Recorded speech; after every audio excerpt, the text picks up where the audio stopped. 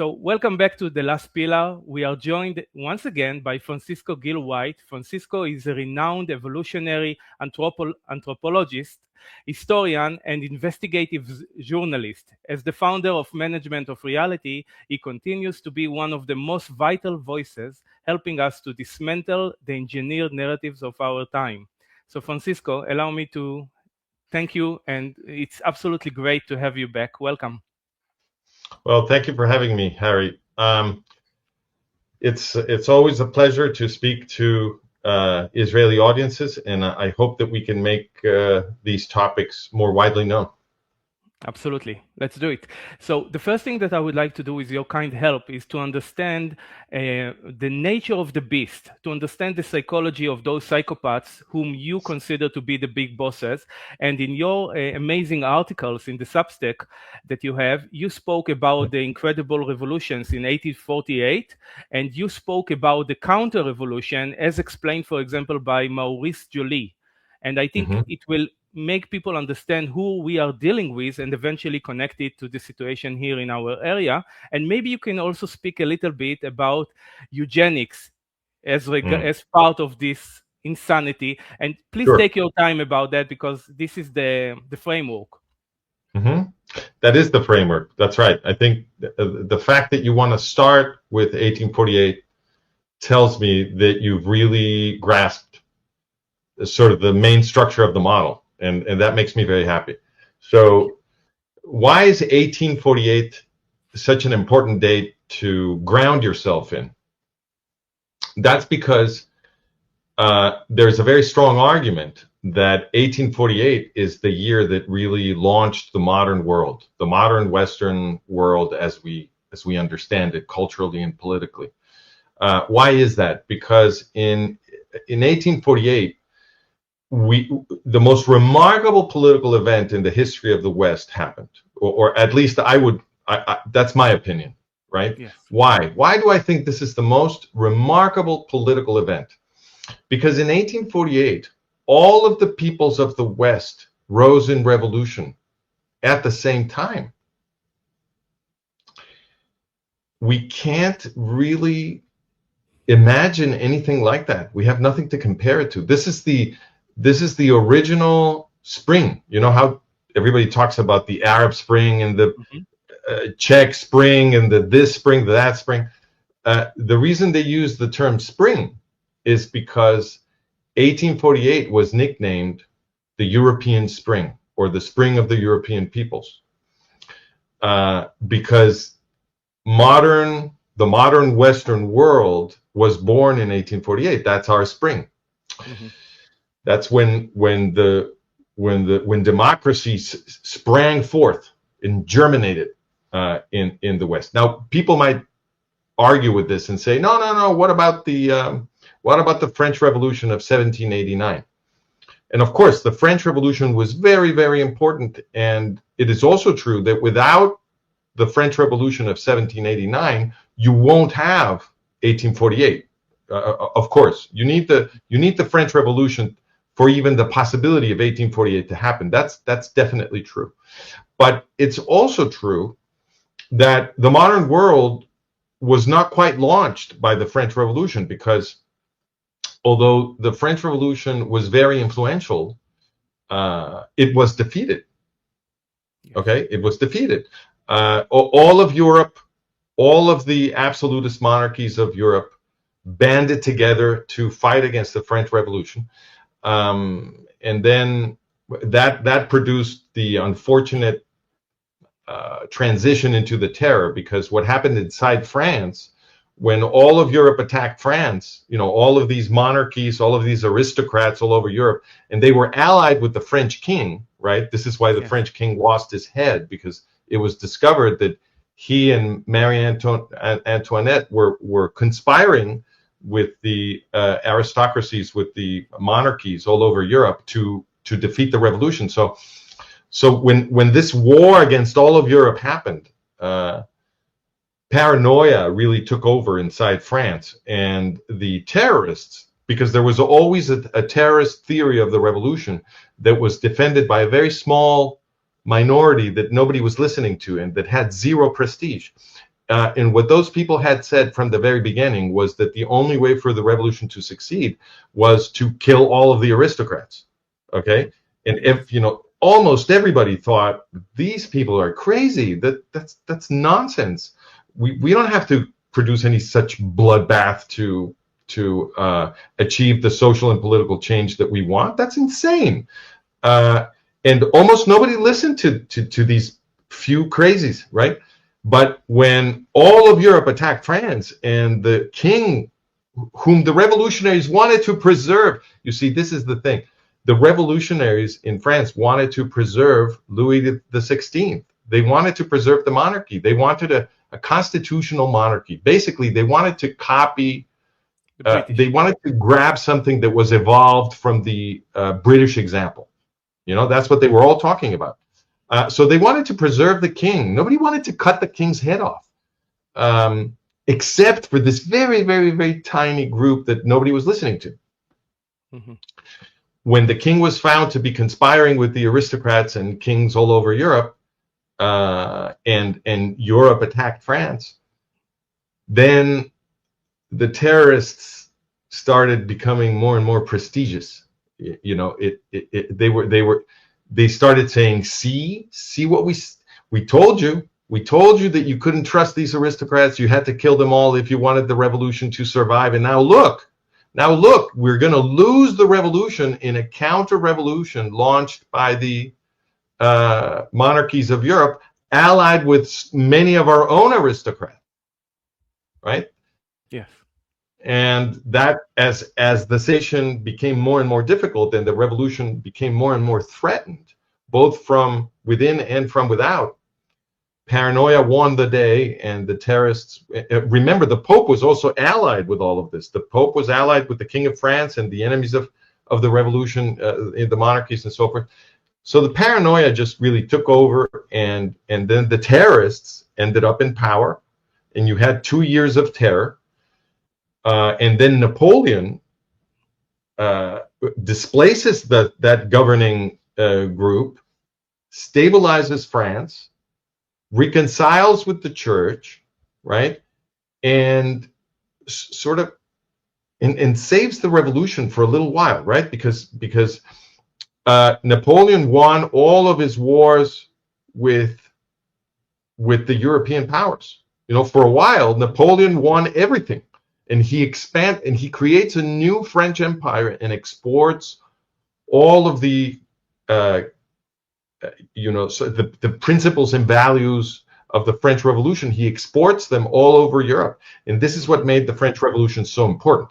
It's that it moved the Overton window, right? It made the modern world imaginable for everybody because Napoleon conquered Europe, and everywhere that Napoleon went, he freed the Jews from the ghettos, mm-hmm. because slavery was completely incompatible with the Republican, with the revolutionary value system.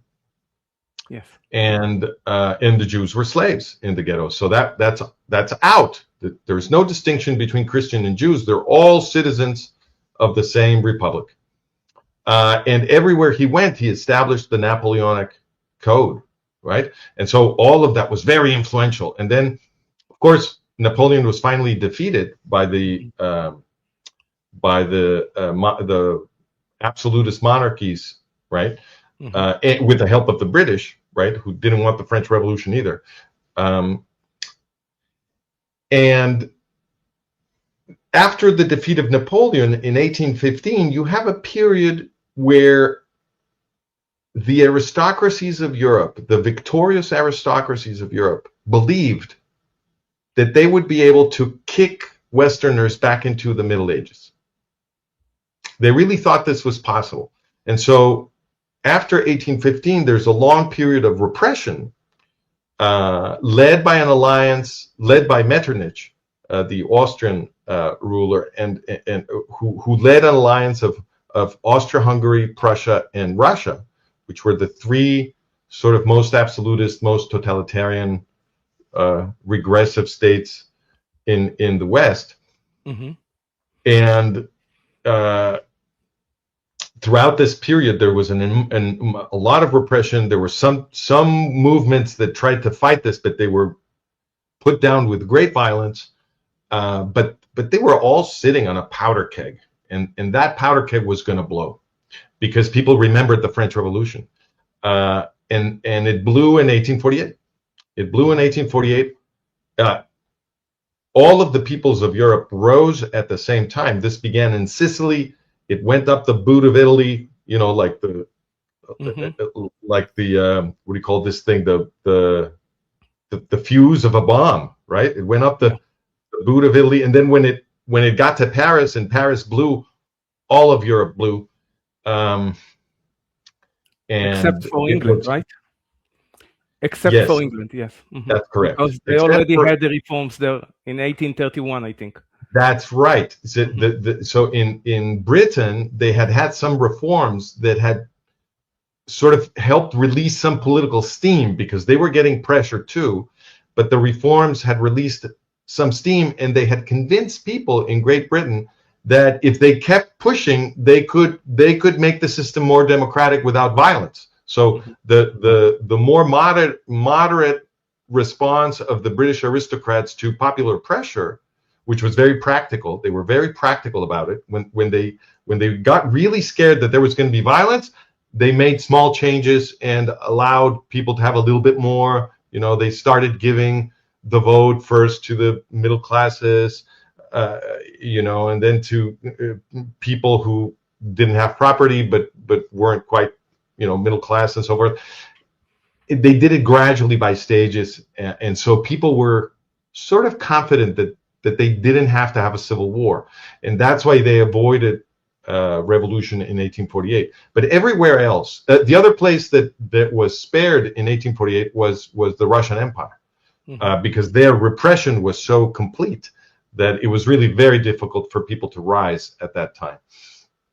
But everywhere else, you had these revolutions going on all at the same time, and they were all demanding what we now consider to be, the obvious set of things that make up the modern Western world. They wanted constitutions, bills of rights, suffrage. They wanted, equality, freedom of speech, freedom of association, freedom of religion, separation of church and state, divided government, blah, blah, blah. All of these things, parliaments. They didn't get it all at once. But what did happen was that 1848 was so violent and so widespread, and people were so determined that the aristocrats all over Europe thought they were going to lose their heads. So they decided to copy the British, and they opened up the valve and let some steam, and they created parliaments, and they created constitutions, bills of rights, blah, blah, blah. And then when they got their sea legs back, they fought back, and some of those gains were partially abolished. But what had changed completely in 1848 was the political grammar. From 1848 onwards, in order to stay in power, the aristocracies had to change the way they speak. And from this point forward, they had to say that they were in the service of the people, that they were trying to solve the problem of poverty, that they were in favor of liberty, and blah, blah, blah. They had to start speaking the language of modern liberalism in order to stay in power. And that grammatical change, that transformation of the political grammar, is what put the West on the slope towards more and more liberty, more and more political participation, more until we built modern democracies. It was a gradual process. There was still some violence after that, but the slope was seemingly irreversible. There was nothing the aristocrats could do to stop popular pressure after 1848 to produce this increasing liberalism all over the West. So that's why 1848 is so important. I see. But it seems like they spoke the language, I mean, the words, the vocabulary, but their dictionary was a little different. Like you say, it's political grammar. And in 48, eventually, Bonaparte III, Louis, right, rose to power. and he Mm-hmm. became the study case of Maurice Joly. And he wrote a book about conversation in hell between Montesquieu and Machiavelli. Dialogue. Dialogue, apologies.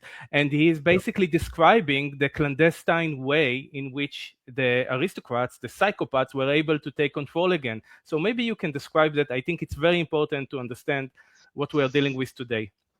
Yes, very good. So you're right. So 1848.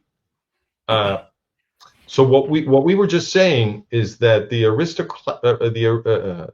aristocracies all over Europe learned to speak in a different way because they understood that if they didn't do that, they would lose power, okay, and perhaps their lives, right? Yeah.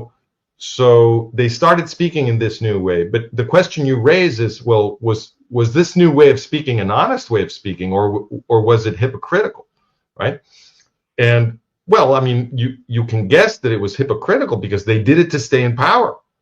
I mean, I'm sure that one or two aristocrats here or there really did have a change in consciousness. That happened too, of course. There were such people. But the people that were really in control were mostly putting on a show. And as you say, Louis Napoleon Bonaparte is the sort of the emblematic case, right? Because what happened after 1848 is that there was the monarchy that had been ruling France abdicated, and elections were held in France for a president to create the French Second Republic. Now, there was an experiment tried out here that had never been tried out before anywhere, which was universal suffrage of all males, okay, without an economic requirement. Just all adult males can vote, all right? This was completely radical. This had never been done anywhere. Mm-hmm. And what that election did is it elected Louis Napoleon Bonaparte to become the new president of France. Now, who was Louis Napoleon Bonaparte? He was the nephew of the famous Napoleon Bonaparte, okay, who exported revolutionary culture all over Western Europe. Now, Louis Napoleon Bonaparte, he talked like a good revolutionary.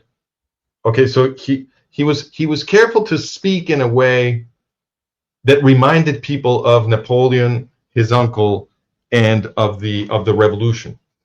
And he did that consistently throughout the period 1815 to 1848. So during that period, he kept writing and claiming that he was the rightful heir to the French throne, you know, to the imperial throne of France, because he was the only male, the only living male in a line from Napoleon. Not exactly from Napoleon, but he was a nephew. So, and while he did this, however, while he claimed to have a royal pedigree or imperial pedigree to take the French throne, at the same time, however, he would defend ideas that were entirely revolutionary and you know, pro-worker, almost socialist, talking about how to fix the problems of poverty and how to enfranchise the lower classes politically and all this stuff. It was like proto-socialist, and that made him very popular in France. This kind of stuff made, and also, of course, the mystique of his name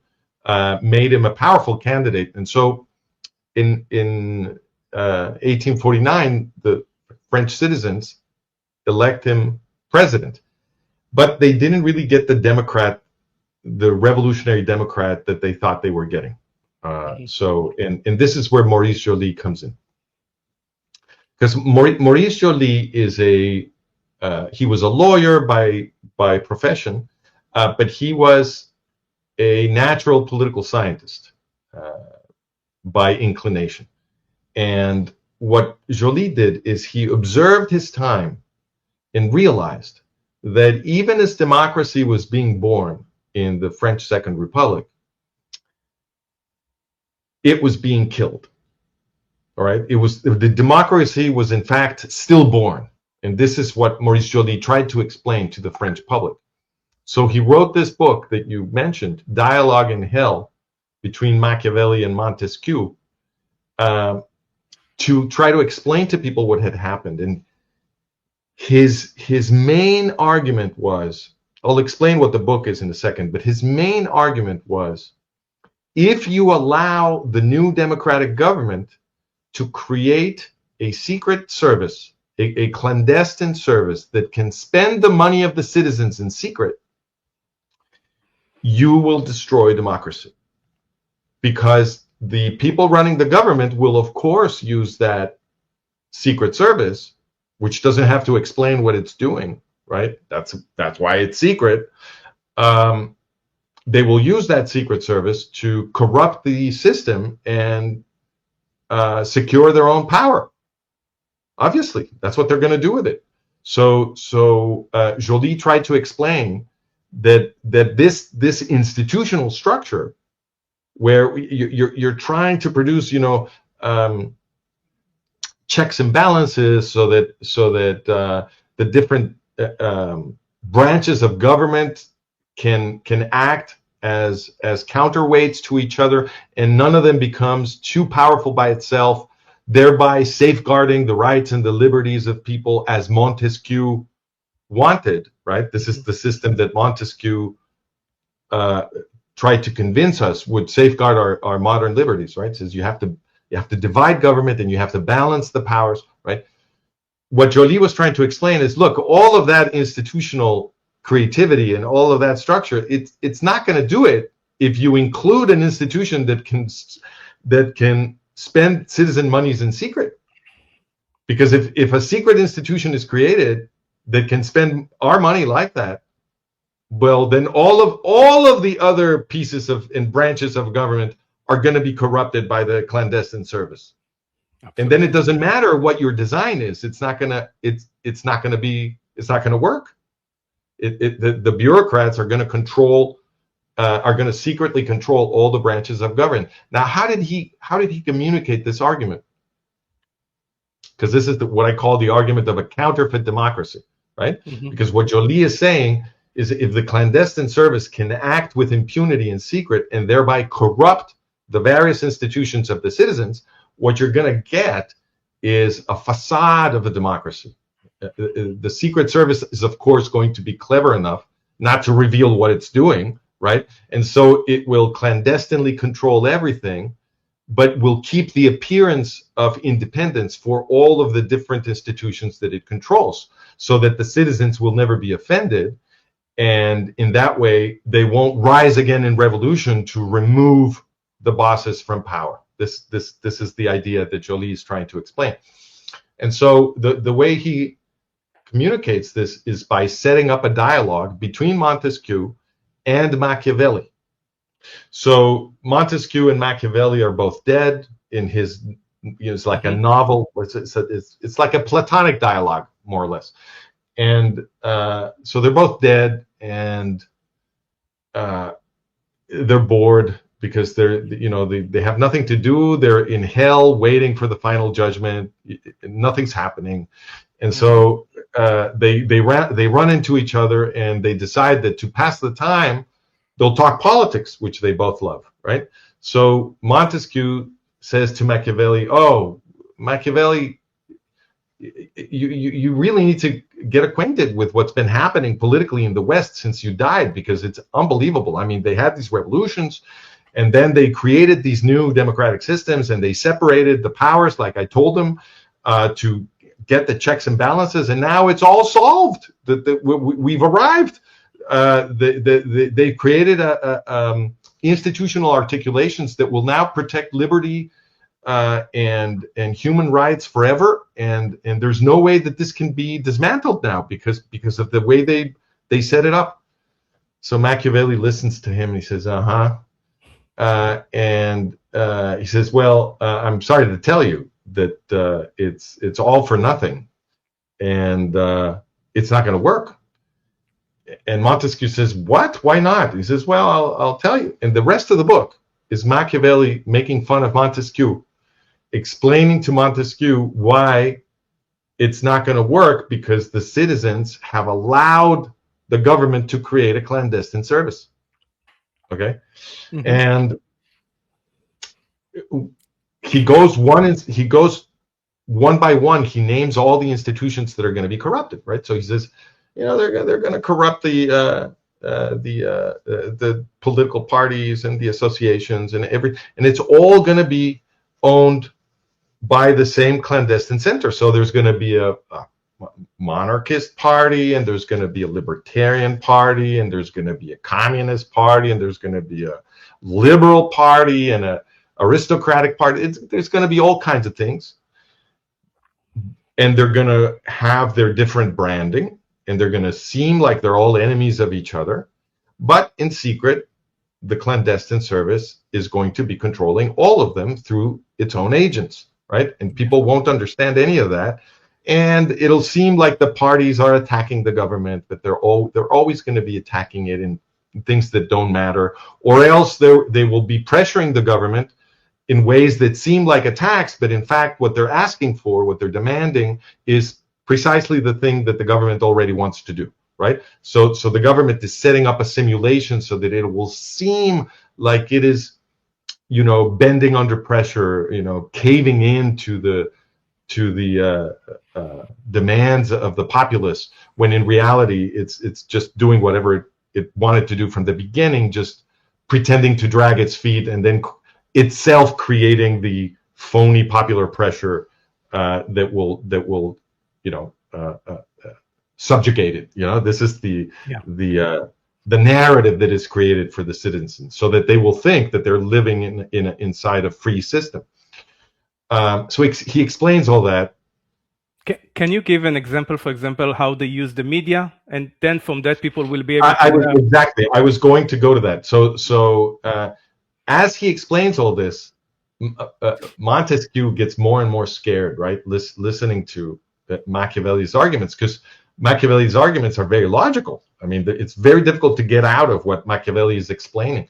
So Montesquieu starts getting very worried, but then he says, well, what you're describing is all very frightening, but I have an ace up my sleeve, he says, because even though you can corrupt all of those institutions, he says, there is a free press now.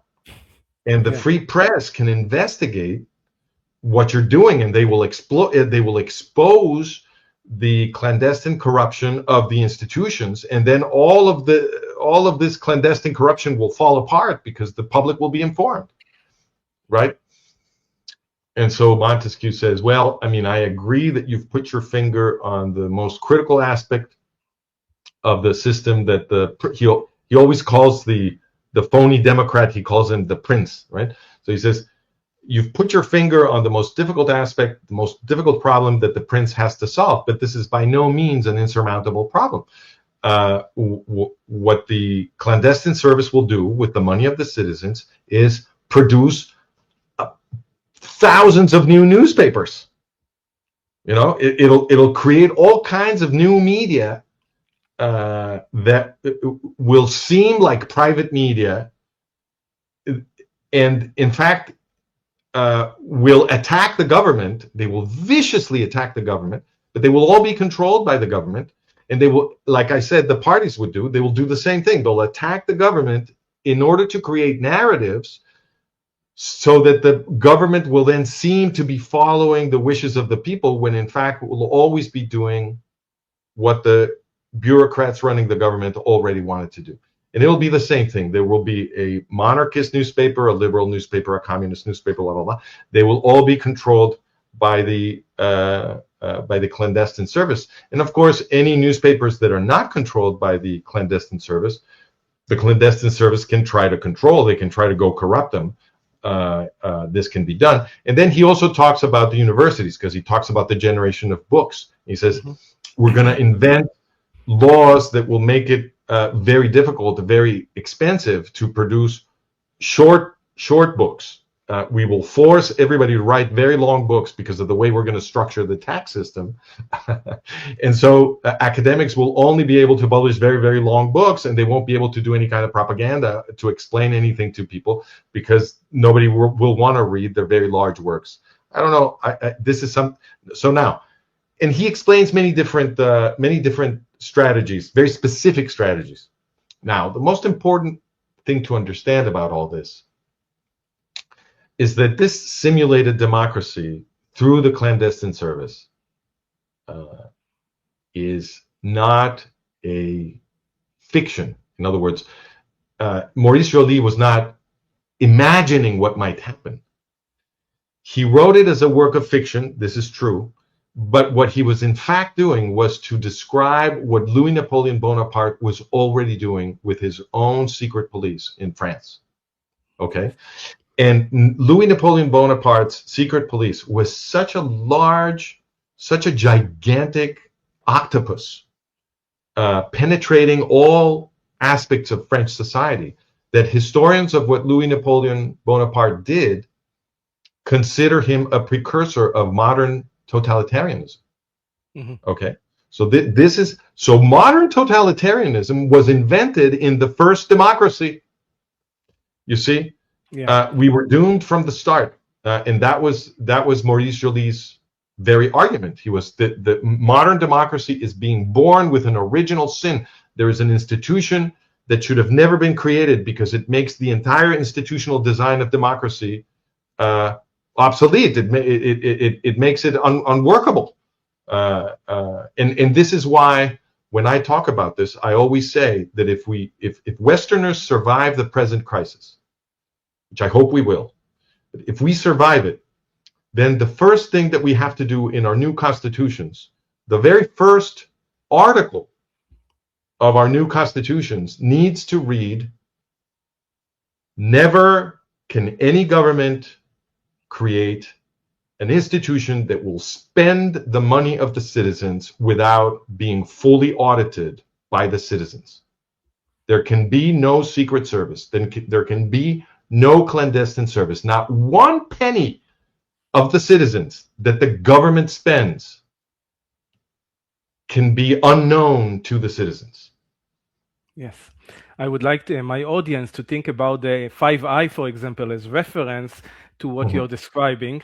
And I would like to remind the audience also that Bonaparte eventually became an emperor again in 1852, while he was doing all those things, and he threw Joly to jail for 15 months because he nailed him with this book. That's right. So Joly was trying to avoid Louis Napoleon's secret police. And that's why he presented his work as a work of fiction, right? Instead of saying this is Louis Napoleon, he also published it anonymously. He didn't sign his name to it, and he published it in Belgium, hoping that would make a difference. But of course, Louis Napoleon's police knew exactly who he was talking about. It was obvious that he was talking about Louis Napoleon. They also knew perfectly well who the author was, and they knew where he was. So they nabbed him when he was trying to bring some copies of his book from Belgium into France. They grabbed him. They confiscated all the copies of his book. Nobody read it. Nobody knew it existed. They threw him in prison, like you said,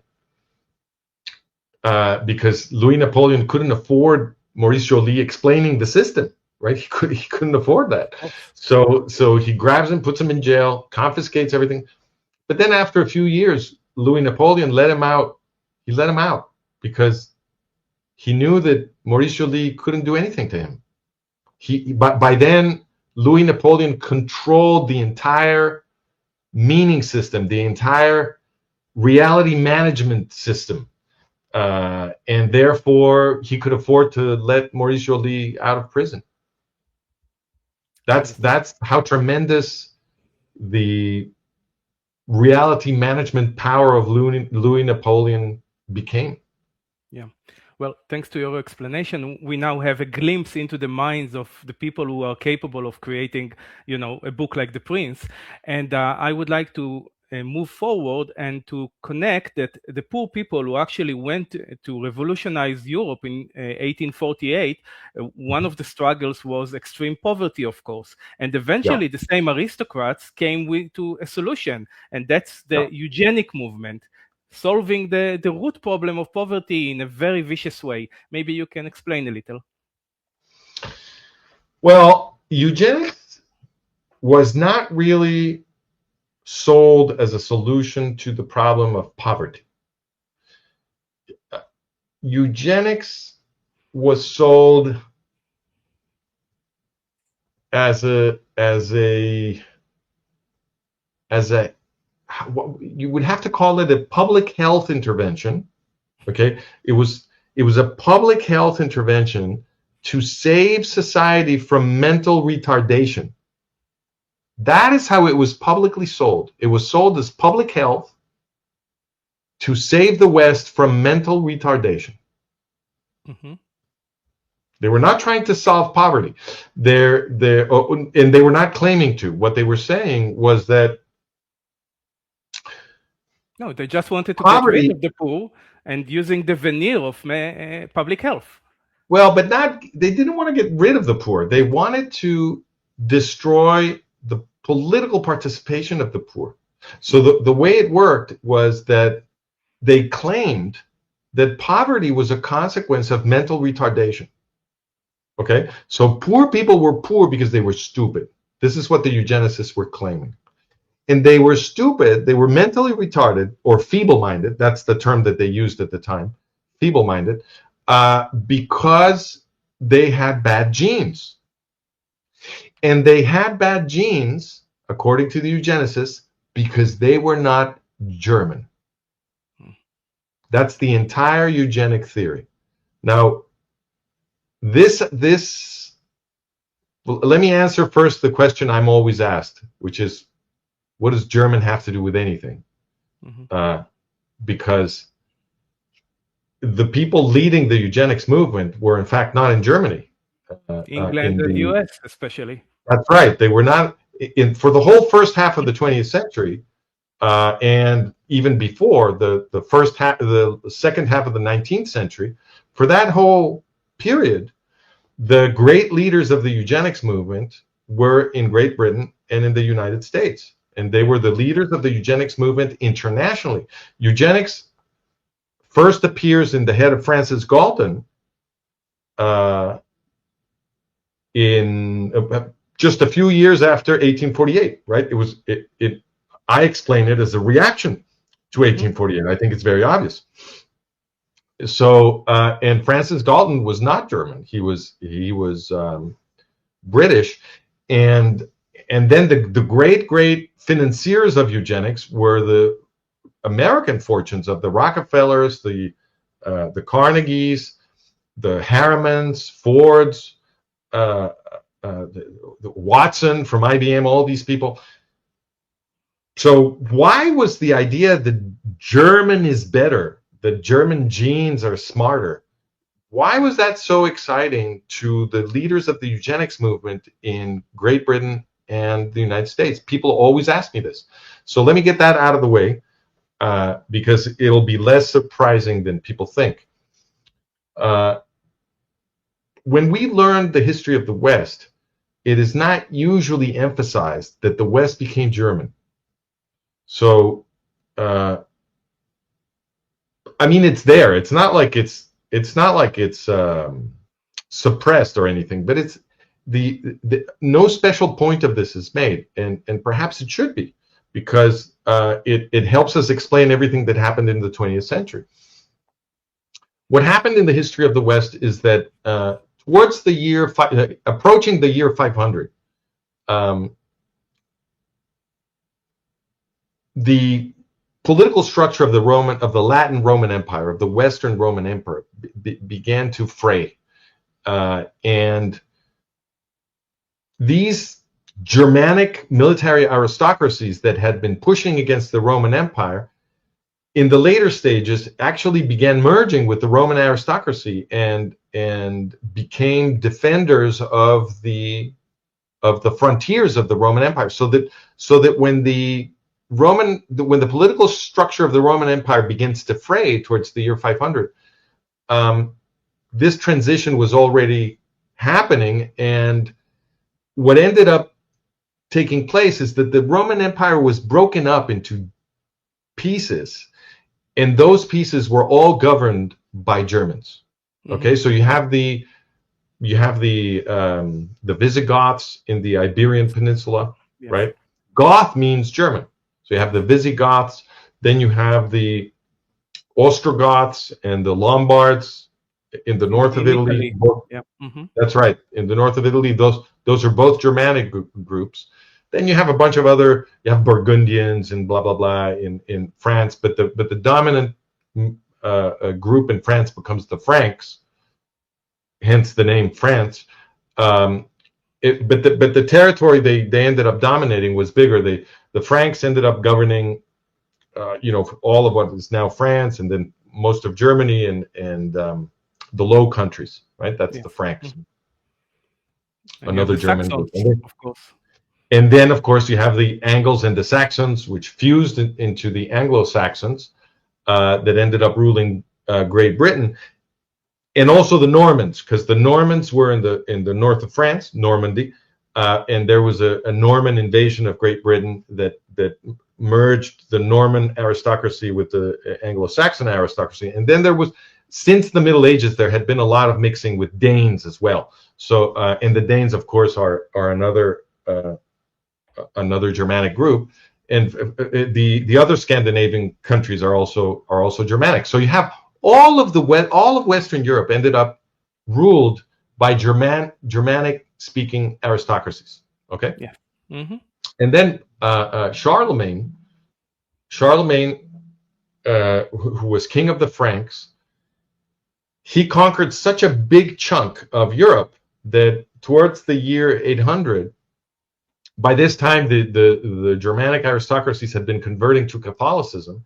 So in the year 800, when Charlemagne conquered, or Carolus conquers this gigantic piece of what had been the Latin or Western Roman Empire, Pope Leo III thinks to himself, this is the moment to recreate the Roman Empire. So he goes and he crowns Charlemagne the new Holy Roman Empire, and at that moment is born the Germanic Holy Roman Empire of the Middle Ages. All right.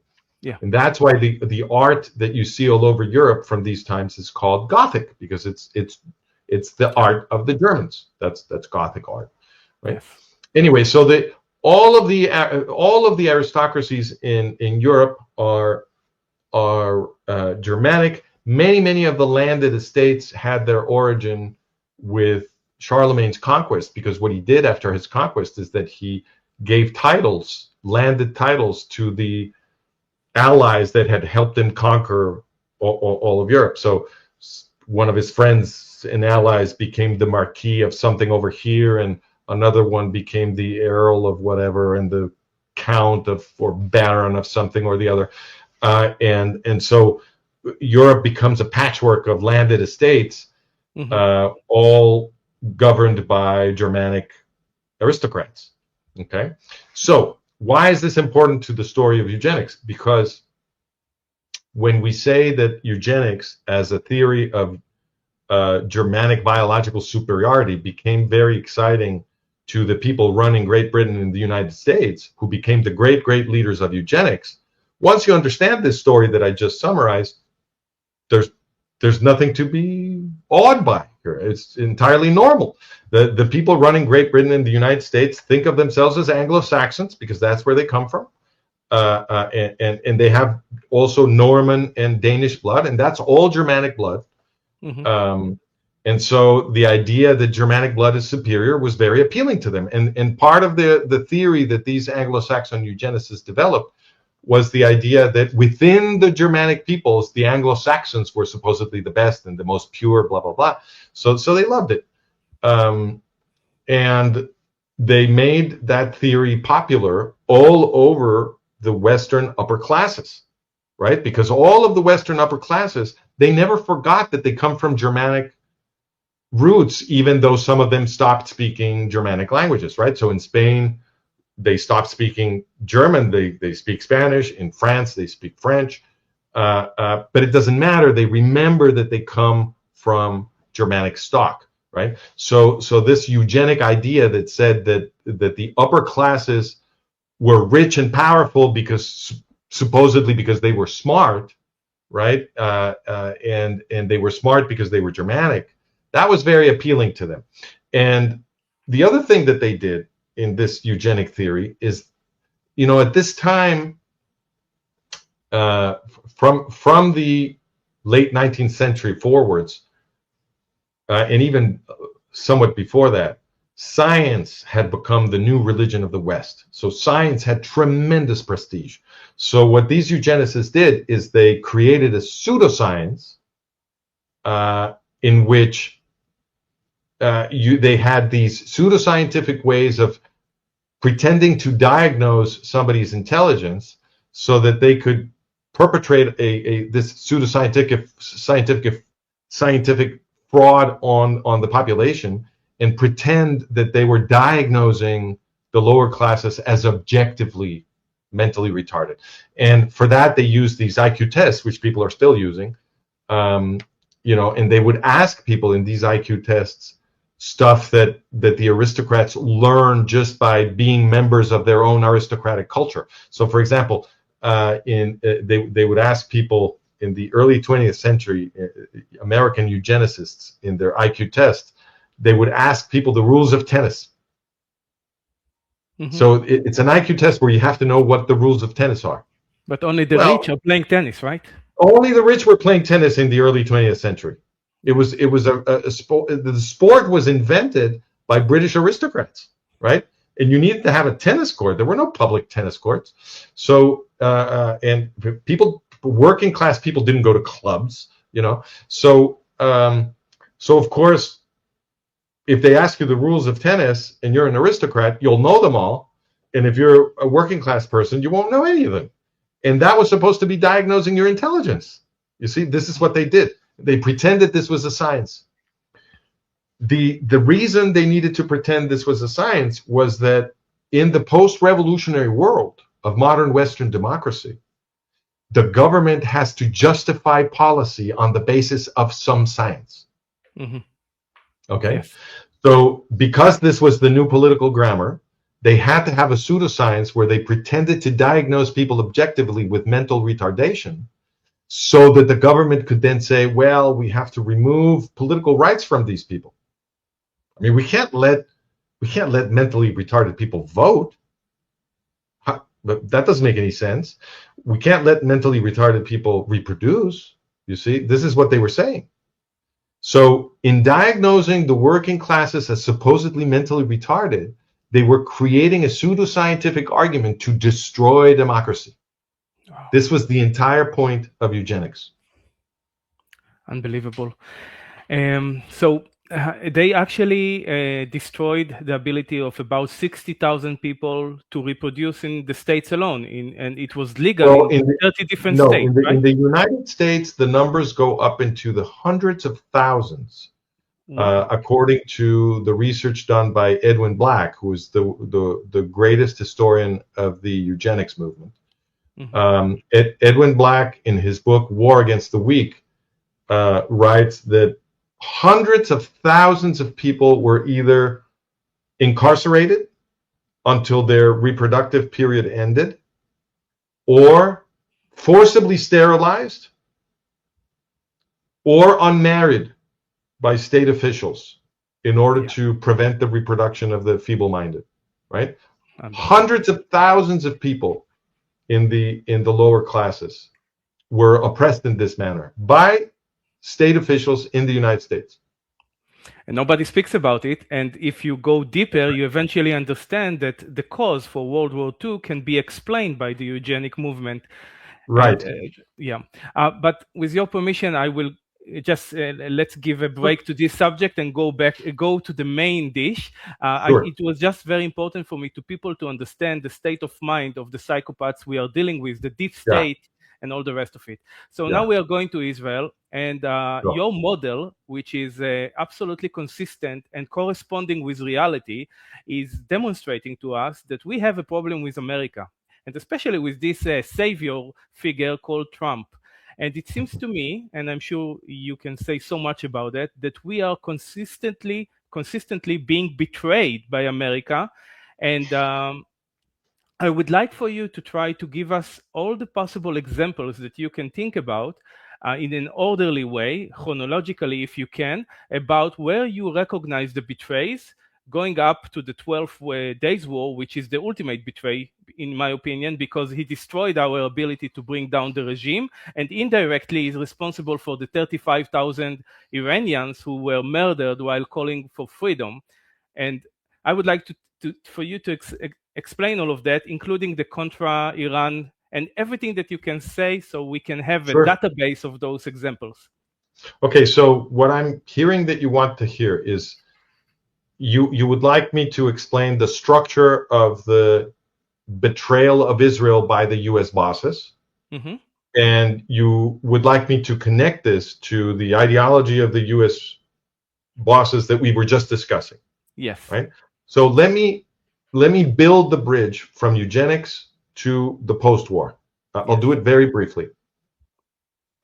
So it's very important to understand the topic of eugenics, because the eugenics movement is the movement that produced German Nazism. Okay, so the people leading the eugenics movement in Great Britain and the United States, they used their fortunes to nurture eugenics in Germany. And the eugenics movement that they nurtured in Germany became German Nazism and copied its strategies from the eugenicists, mostly the eugenicists in the United States, okay? Because the eugenicists in the United States are the ones who achieved great legal victories.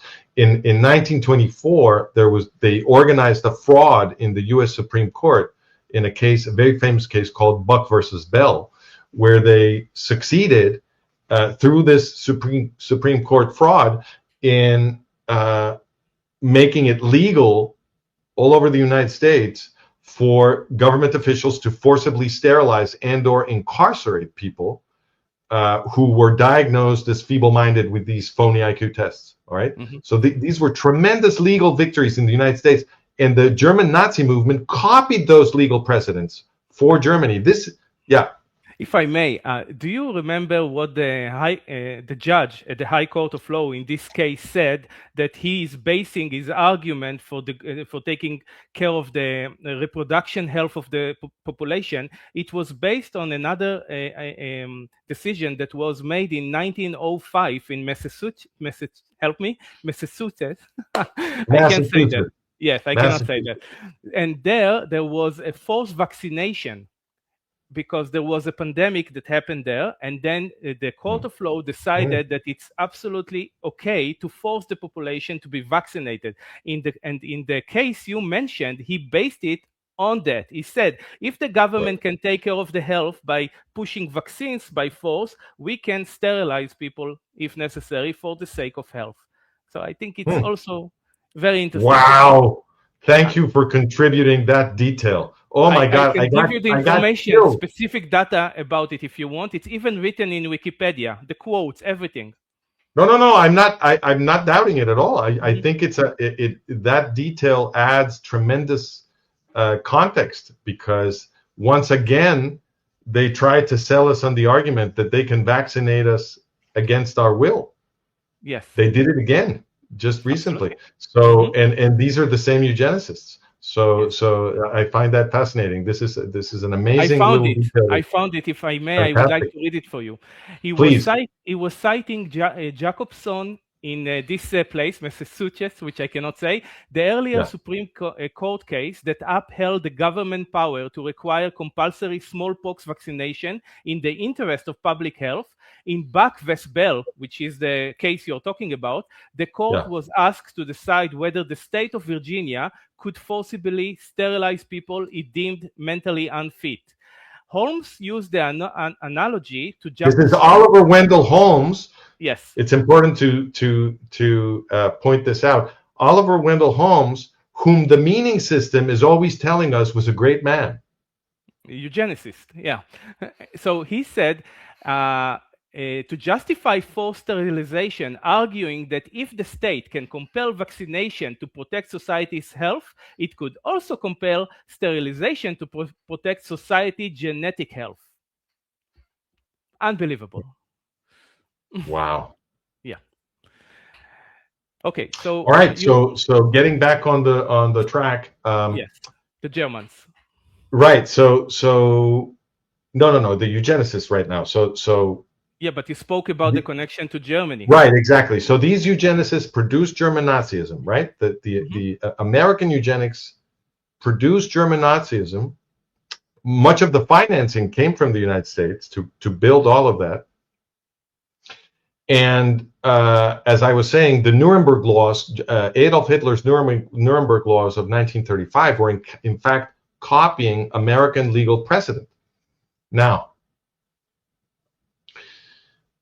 what this means is that you don't understand the causes of World War II if you've never been taught the subject of eugenics. You can't. You can't know the causes of World War II. And therefore, if you don't know the causes of World War II, you can't understand World War II. And you also cannot understand why, at the end of World War II, the US government created its own intelligence service, what we call the CIA, the Central Intelligence Agency, by absorbing Adolf Hitler's intelligence service. Yeah. This is something that most people don't know. We have an article on our website to explain this. It's called "How Many Nazis Were Absorbed in the Creation of the CIA?" You can put it in your description. It'll be interesting for people to read that. Most people don't know anything about this, but it's public information and nobody disputes it. So this is research done by historian Christopher Simpson, a very important man. He published his book on this in 1988. The book is called Blowback: America's Recruitment of Nazis and Its Effects on the Cold War, I believe is the full title. And what he did is, thanks to the Freedom of Information Act, which is the U.S. transparency law that forces the government to release a bunch of documentation if people ask for it. Thanks to that law, Christopher Simpson was able to get an enormous amount of material with which he was able to establish that Reinhard Gehlen, who was the Nazi general who was directing Fremde Heer Ost, or Foreign Armies East, the intelligence infrastructure of Adolf Hitler in Eastern Europe. To deal with the Soviets. That's right, the Soviets and the countries of Eastern Europe, the whole thing. Yes. This Reinhard Gehlen was in U.S. custody immediately after the war. The U.S. military had him in custody. And he said to them, look, I buried these tanks somewhere. I know where they are. And inside these tanks is all of the information to recreate the entire intelligence infrastructure of Adolf Hitler in Eastern Europe. And I can build that back up for you if you want. I have the names of everybody. I know where they are. I know how to contact them. I can recreate this intelligence infrastructure for you if you want. And the U.S. bosses said, sure. And that became the CIA. This is what Christopher Simpson documented in 1988. We're talking about tens of thousands of German Nazi criminals and Nazi collaborators from other countries. People sometimes confuse this with Operation Paperclip. It's a completely different thing. Operation Paperclip was the recruitment of about 2,000 scientists to go work on rocket development in NASA and this kind of stuff. But no, this is the creation of the U.S. intelligence service, the creation of the CIA. And you're already talking about 1947, right? This is 1947. The CIA was created with the National Security Act of 1947. And these Nazis who created the CIA were given absolute power because the National Security Law, the National Security Act, forgive me, this law allows the intelligence service, the CIA, to initiate any action it wants at any time without asking anybody. And they can postpone indefinitely any report of such activity merely by saying that the report would hurt national security, and they get to make that determination. So they can do whatever they want. And they have unlimited cash because they have access to the U.S. Treasury, which is the the biggest concentration of money in all of history. And the CIA's budget is a state secret. So they can basically spend infinite amounts of money to corrupt anything they want. And something else that you should know about the National Security Act, we have a whole article to explain the law on our website, is that the National Security Act, I lost my train of thought. I was going to tell you. You wanted to eventually to create the bridge to understand the ideology of the deep state who are made of Nazis. I got it. The National Security Act doesn't merely authorize the CIA to corrupt the institutions of foreign countries. It compels it. In other words, that's what the CIA was created for, as explained in the National Security Act. Okay, so the National Security Act stipulates that the CIA will engage in clandestine activities to corrupt the political, media, citizen processes, financial institutions, everything of foreign countries. And it doesn't say enemy foreign countries. It says foreign countries. Okay. And they did. I think we know about 90 different revolutions. Of course. Yeah. So the clandestine service of the United States was created the biggest part of the budget of the CIA is the clandestine service. In other words, the part of the CIA that is engaged in coups and paramilitary actions and corruption of institutions and all of that, that's the clandestine service. That's the biggest chunk of the budget. This is what the CIA is for. Okay, it is for corrupting other societies. Okay, undermining and corrupting other societies. That's what it's for. That's legal. It's legal under the National Security Act.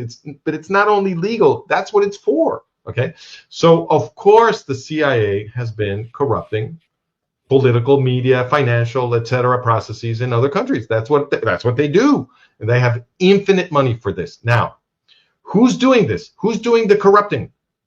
The Nazis. That's what the CIA is. The CIA was created by absorbing Nazi intelligence. So what would Nazi intelligence do when given access to the greatest concentration of money in history and the power to act in secret with impunity? What would they do? Well, once you ask the question, the answer is obvious. They will use that money and power to begin setting up the next anti-Jewish genocide. Why? Because they are German Nazis. This is what German Nazis do. And notice the CIA was created right after the Holocaust was interrupted. The Shoah ends in 1945 and the CIA is created in 1947. So these people got to work immediately. They were like, well, they stopped us now, but let's start building the next phase of this anti-Jewish genocide, because this is what we do. We're German Nazis. And that's, of course, what they began doing. So now you want me to, so this sets up, this explains why you should expect the history of the post-war to be a series of U.S. presidential betrayals of Israel. Yeah. Okay? Once you understand that the institution where U.S. foreign policy is made, which is the CIA, right? Once you understand that that institution is made up of Nazis, what you should expect is that U.S. foreign policy will be designed to prepare the next genocide. That's what you should expect. And in line with that prediction, the Oslo so-called peace process is a consequence of a CIA document. Okay, a CIA U.S. military document. It's a combined thing, because the author of the document that produced the Oslo process was a CIA analyst. His name was Graham Fuller. But he published his study but it was Rand that published this study, and Rand is a Pentagon think tank. So it was a joint production of the CIA and the U.S. military that generated the idea for the Oslo peace process. Okay, that was 1989 that Graham Fuller published that study. And the Oslo process, the architecture of the Oslo process they began putting that together in 1991, right after. Okay. Mm-hmm. So where did they do this? They did this at the Madrid Peace Conference of 1991. The U.S. government forced Yitzhak Shamir to go to the Madrid Peace Conference, and at that conference, the foreign minister the foreign minister of that time was David Levy, but they didn't take him. They took no, Netanyahu. He that's is the correct. one who signed. That is correct. No, he didn't sign anything, but you're right. So at the time, Yitzhak Shamir was the prime minister, and the foreign minister was David Levy. But the undersecretary, the guy right below the foreign minister, was Benjamin Netanyahu. He was the undersecretary of foreign affairs of the Israeli government. And Yitzhak Shamir didn't really get along with David Levy, who I think didn't speak English. So he took Benjamin Netanyahu instead. And at the Madrid Peace Conference, for the first time, the representatives of the Israeli government negotiated with the PLO. This had never happened before. This broke a sacred taboo of Israeli politics. There was a taboo against any kind of dialogue with PLO Fatah, okay, with Yasser Arafat, Mahmoud Abbas, and their buddies. It was completely verboten.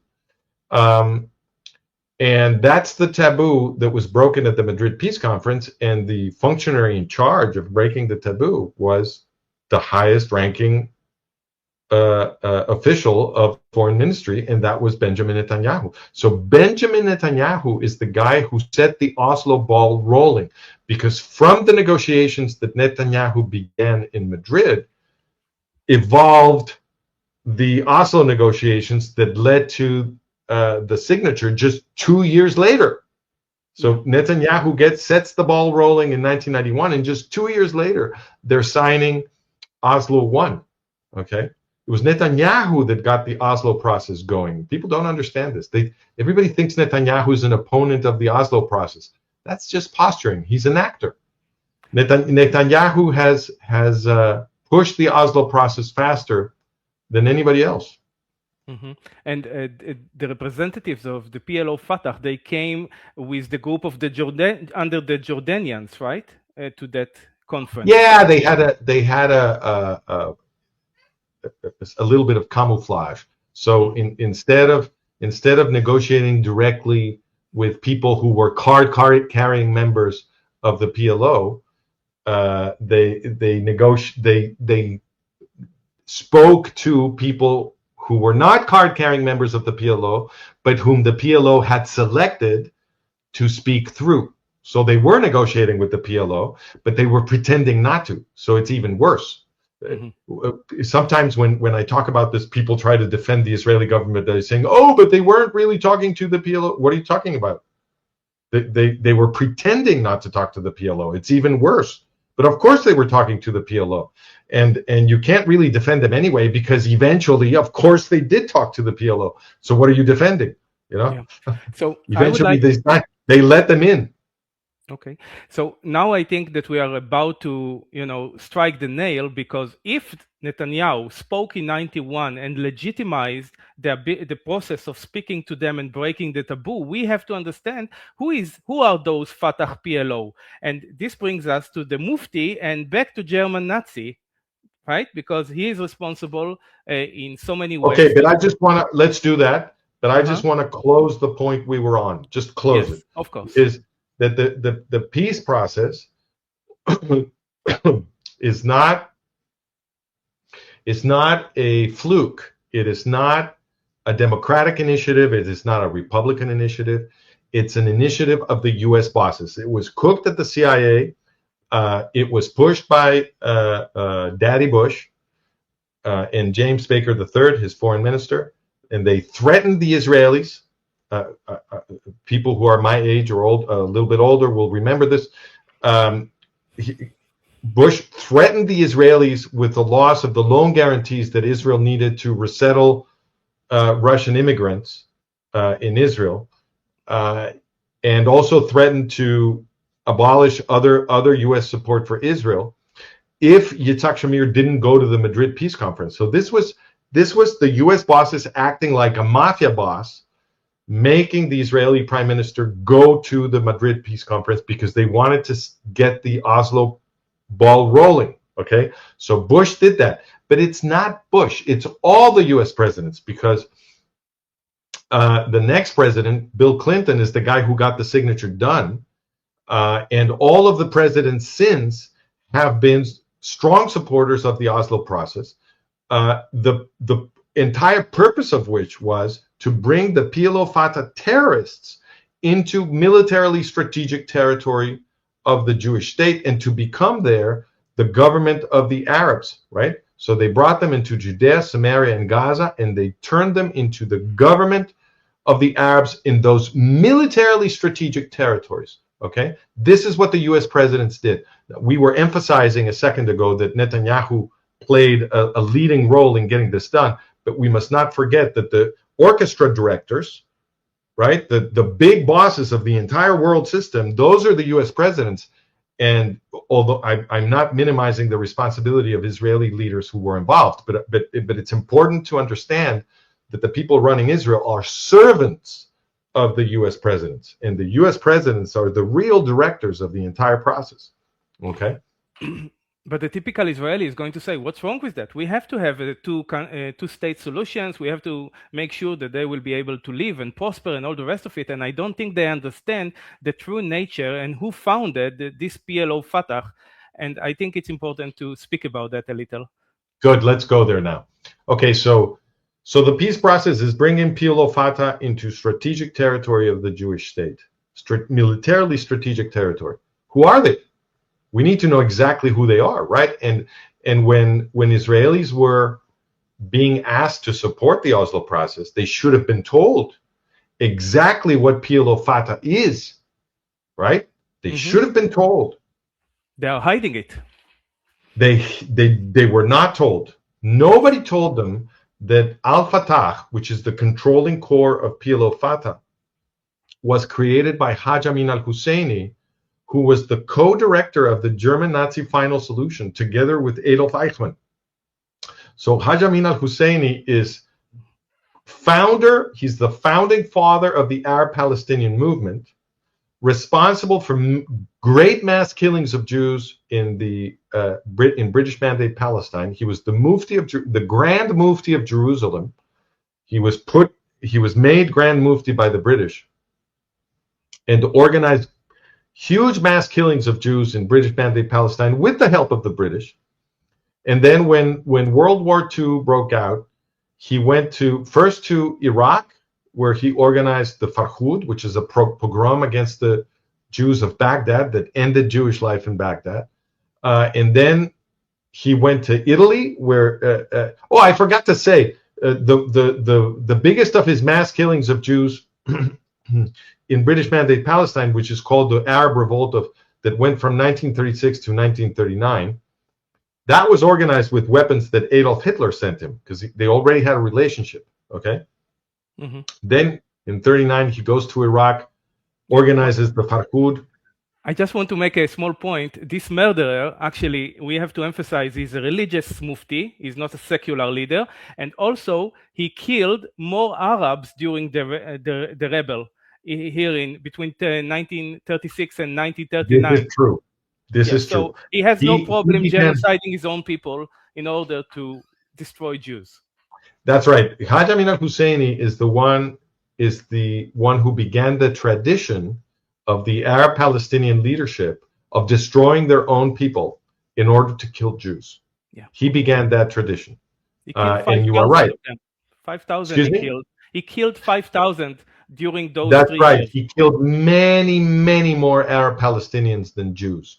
And the reason he killed so many Arab Palestinians is that the Arab Palestinians could see, the ordinary Arab Palestinians, the poor, they could see that the Zionist Jews were liberating them, because the Zionist Jews were producing an economic boom in British Mandate Palestine, And thanks to that economic boom and to the purchase of land by the Jewish agency, these lower class Arabs who were slaves, they were slaves of the feudal lords, so they ended up gaining freedom, and then they could go work as employees in the Jewish farms, where they got far better treatment than they got from their former masters, the Arab feudal lords, and their lives improved dramatically. This was such a tremendous effect that Arab poor from all over the Arab world came pouring into British Mandate Palestine to enjoy the fruits of the booming economy that the Zionist Jews created. And, well, they didn't want to go out and kill Jews. It didn't make sense to them. So Hajj Amin al-Husseini had to direct terrorist violence against them to force them to participate in the terrorist attacks against the Jews. And that's why he had to kill so many Arab Palestinians. Mm-hmm. And that's you why mentioned, he killed. yeah, after he destroyed the Jews in Iraq, he went to Mussolini in Italy. That's right. So, yeah, so he does the Farhud. So in 39, he goes to Iraq. He does the Farhud, destroys Jewish life in Baghdad. Then he goes to Italy, where Mussolini receives him as a head of state. Husseini was very, very prestigious. Many people thought he might become the next caliph. Mm-hmm. So he was very interesting to the Nazis, because the Nazis had a huge project to mobilize jihadism against the Western powers and against the Jews.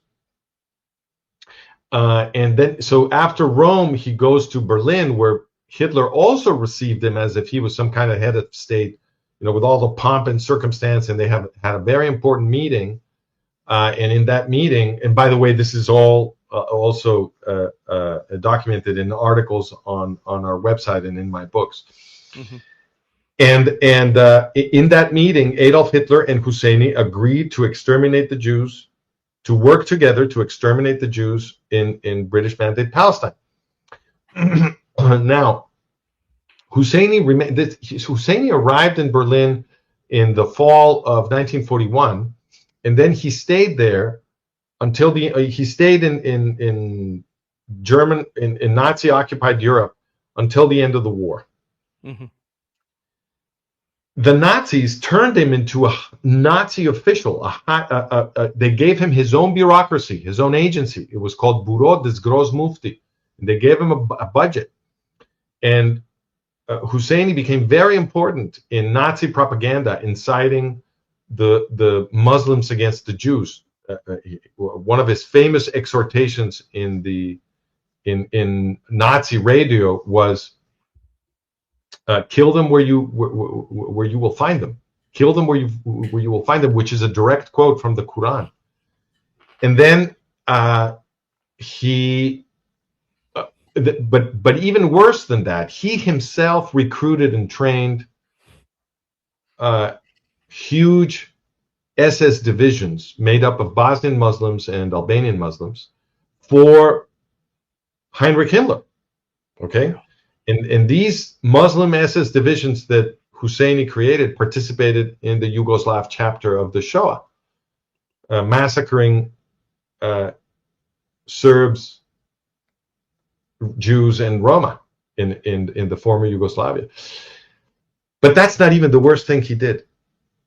Hajj Amin al-Husseini also became the best friend of Adolf Eichmann. And together they conceived and created and administered the entire death camp system that murdered the European Jews.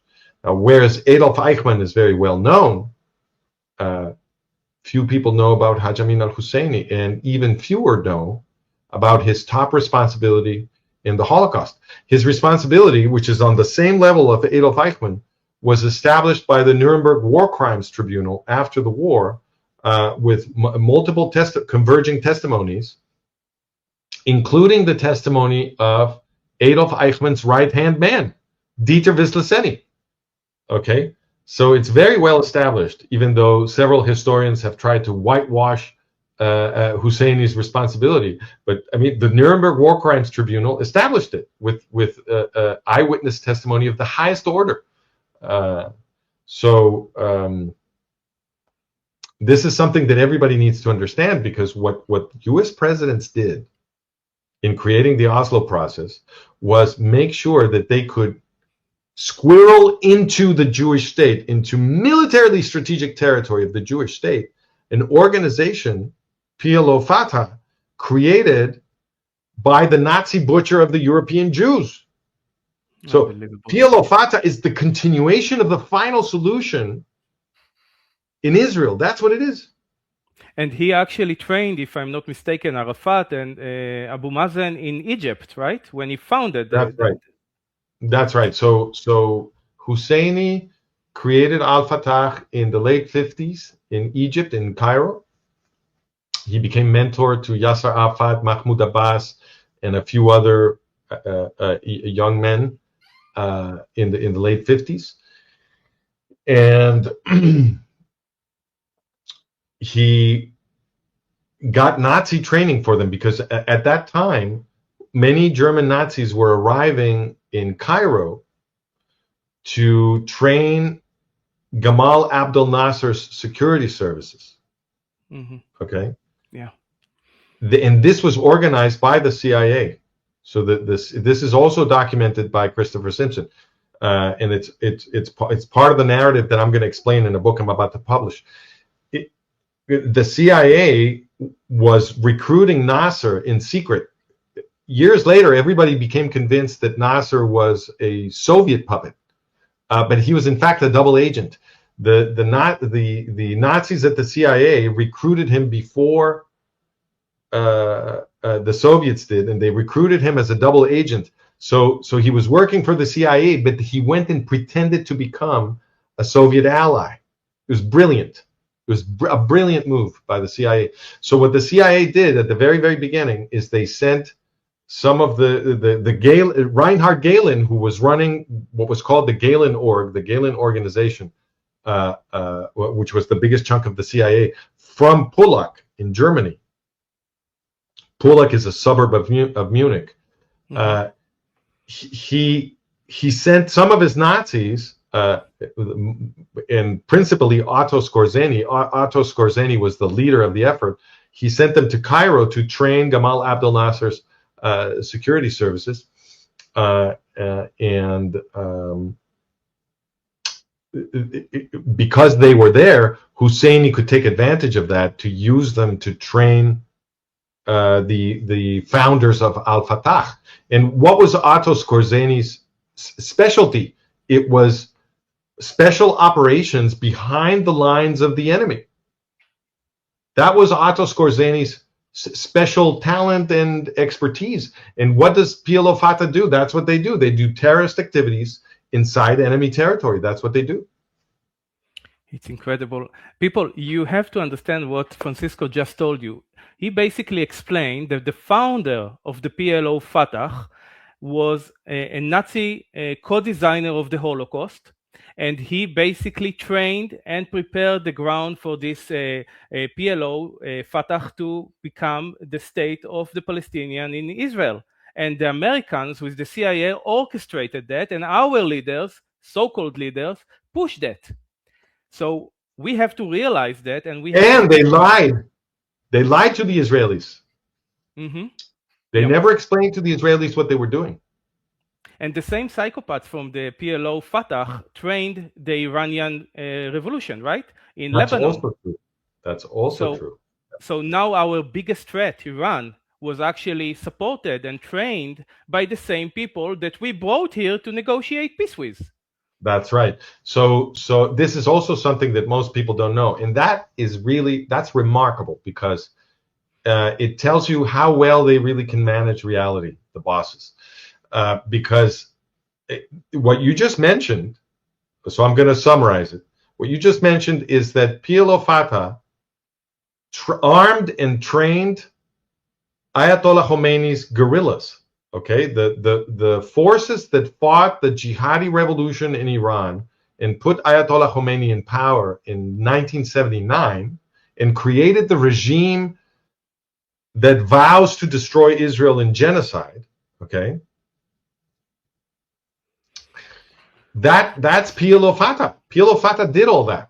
Okay, so But all of those facts that we just summarized, that was reported in the New York Times on the front page in 1979. The New York Times explained all of this in 1979.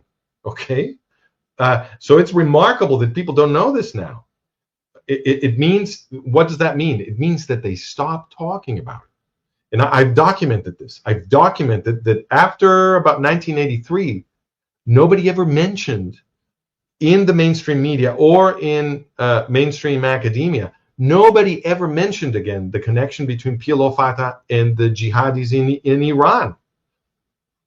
Nothing. If you It's remember, amazing.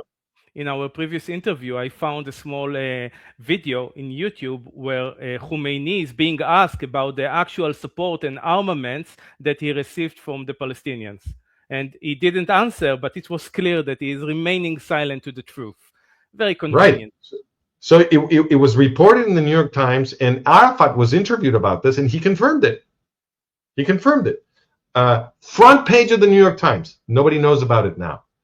But more importantly, nobody could remember this. Nobody could remember this in 1993. Because already in 1993, nobody could remember this.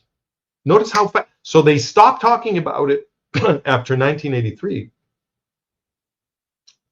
Stopped talking about it. And 10 years later, nobody can remember it. Because if people we can. Thanks to you, we can. Well, now we can. But in 1993, nobody could remember it. And I wasn't writing about it in 1993. Nobody could remember it. And that's why Oslo was signed.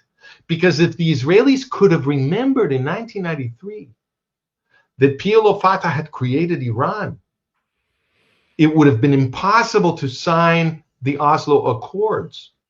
And the most amazing thing is that if the Israeli government had explained this to Israelis, if the people pretending to be Israeli leaders had said out loud that PLO Fatah is the creator of Iran, the Oslo process would have never happened, and all of the violence of the last decades would not have happened, because Oslo II, signed in 1995, was approved in the Israeli Knesset by one vote margin. So if it had been public, if either of these two pieces of information, that Al-Fatah was created by the author of the Shoah, or that Al-Fatah is the creator of Iran, which wants to repeat the Shoah in Israel, right? If either of those pieces of information had been made public to Israelis before the signing of the Oslo Accords, they would have never been approved, and Israel would have been saved. And the only thing the Israeli prime minister needed to do was call a live press conference to explain what PLO Fatah was. If you as Israeli prime minister convene a live press conference, you don't tell people in advance what you're going to say, but you say, I'm going to make a very important announcement about the Arab-Israeli conflict. They'll all show up, because the Arab-Israeli conflict is front page news in every country of the world, every single day, 365 days a year. So if the Israeli prime minister says, I'm convening a live press conference because I'm going to make a very important announcement about the Arab-Israeli conference, about the Arab-Israeli conflict, they will all show up and they'll all be transmitting live. You can't edit this. Mm-hmm. And all he had to do was explain what we just said. What is PLO Fatah? And he would have said, look, they're pressuring us to negotiate with PLO Fatah, to give them territory inside the Jewish state, to give them militarily strategic territory. This is never going to happen, because this is what PLO Fatah is. And then he could have explained it. He could have told people where to get the documentation, so that because it's irrefutable, it's unanswerable. There's nothing the other side can do about this documentation. So he says this, he tells people where the documentation is, he shows them the New York Times front page article explaining that PLO Fatah created Iran. Oh, it's over. It's over. The entire proposal for the Oslo peace process would have been killed that second.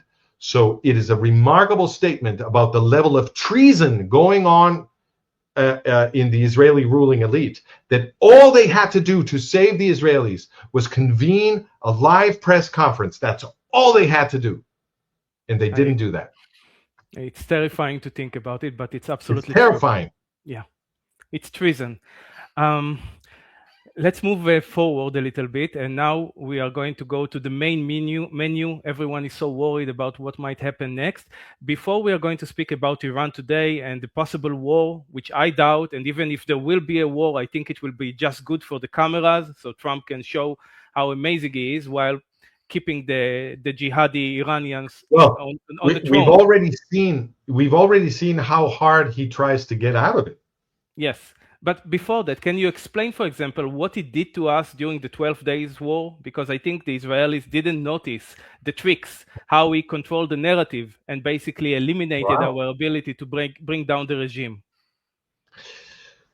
Well, let's explain it with a metaphor, because you're right. This is the structure. Once you understand the 12-day war, you understand the entire structure of what Trump does. If you explain it with a metaphor, let's suppose you have two guys, Aaron and Benjamin. And Aaron is beating the crap out of Benjamin. Okay? They're having a fight.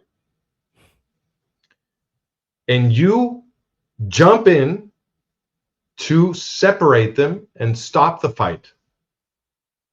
Whose friend are you? Benjamin. Right. Because Benjamin is the guy who's getting his ass handed to him, right? He's the one who's getting the crap beaten out of him, right? So if Aaron is beating the crap out of Benjamin and you stop the fight, you're Benjamin's friend. It's very simple to understand. What was happening in the 12-day war? Israel was beating the crap out of Iran. It was so bad that Iran was unable, with its shitty Chinese and Russian equipment, unable to down even one Israeli fighter jet. Nothing. Israel was bombing Iran with impunity. If Trump if Trump was really the enemy of the Iranian Ayatollahs, all he had to do was sit tight and say nothing, do nothing. Just let the Israelis continue. That's all he had to do. Just do nothing. But what did he do? He tried very hard to get the Iranians to say something that would help him stop the Israelis. Okay? Come back to the negotiating table. I want to stop this war, blah, blah, blah. He did this in public. When that didn't work, and he said in public that he was trying to save the Iranian empire, because Trump is not very careful sometimes when he speaks. He says the quiet part aloud. Right, so he said he wrote in Truth Social that he was trying to save the Iranian empire. He said it, and when that didn't work, he came into the war, dropped a few bombs, and immediately said it's over, and imposed the ceasefire. Now, recent events in Iran have made it clear that Israel was obviously just a few hours away from destroying the Ayatollahs. Okay? All they had to do was keep bombing, to bomb the installation of the Iranian Revolutionary Guard. And the Iranian people, when they saw that the Iranian Revolutionary Guard had been defeated, or at least seriously weakened, they would have risen up and taken up they just tried to do it. They just tried to do it now, right? So they would have done it under much better conditions, and it would have all been over. So it's obvious that Israel was only hours away.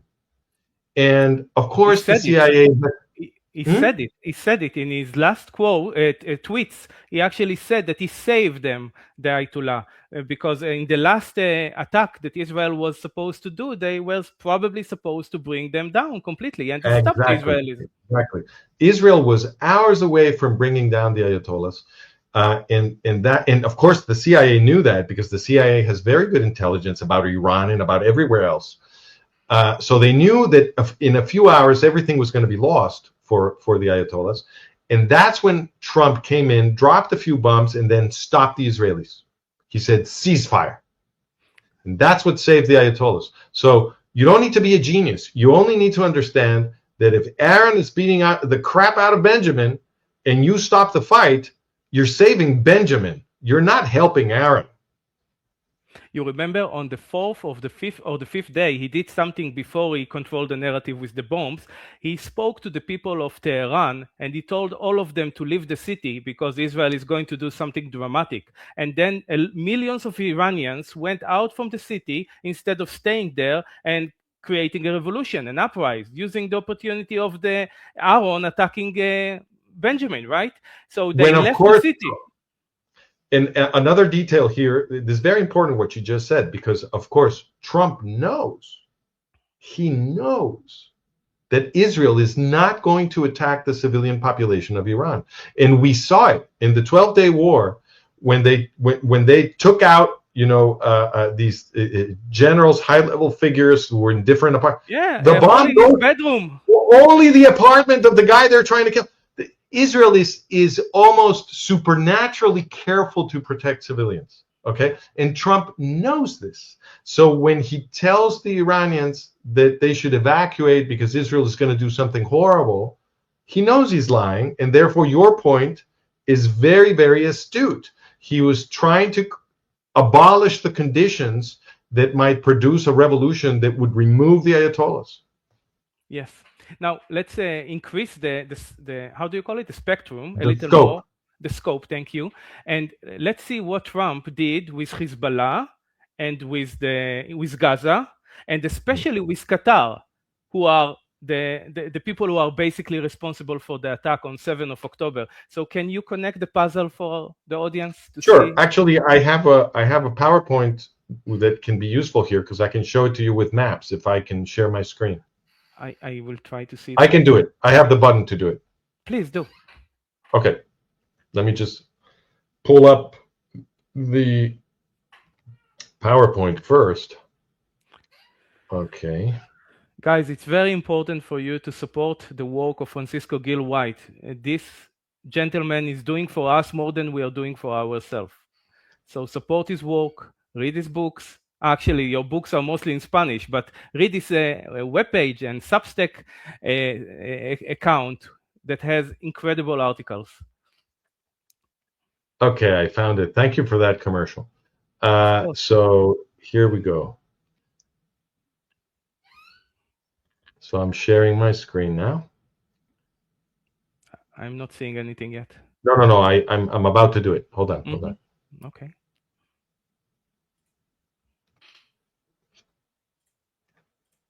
Here we go. You can see it now, right? Yes, now I can see it. All right, so that's Israel. And what I'm going to do is I'm going to go around Israel's borders so that you can see what Trump did on each border. Okay? So first, let's take Lebanon.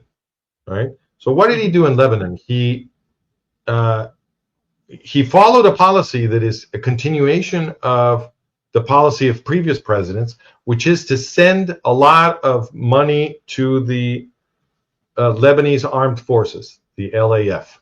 Okay? Since 2006, the U.S. has sent more than $3 billion to the Lebanese armed forces.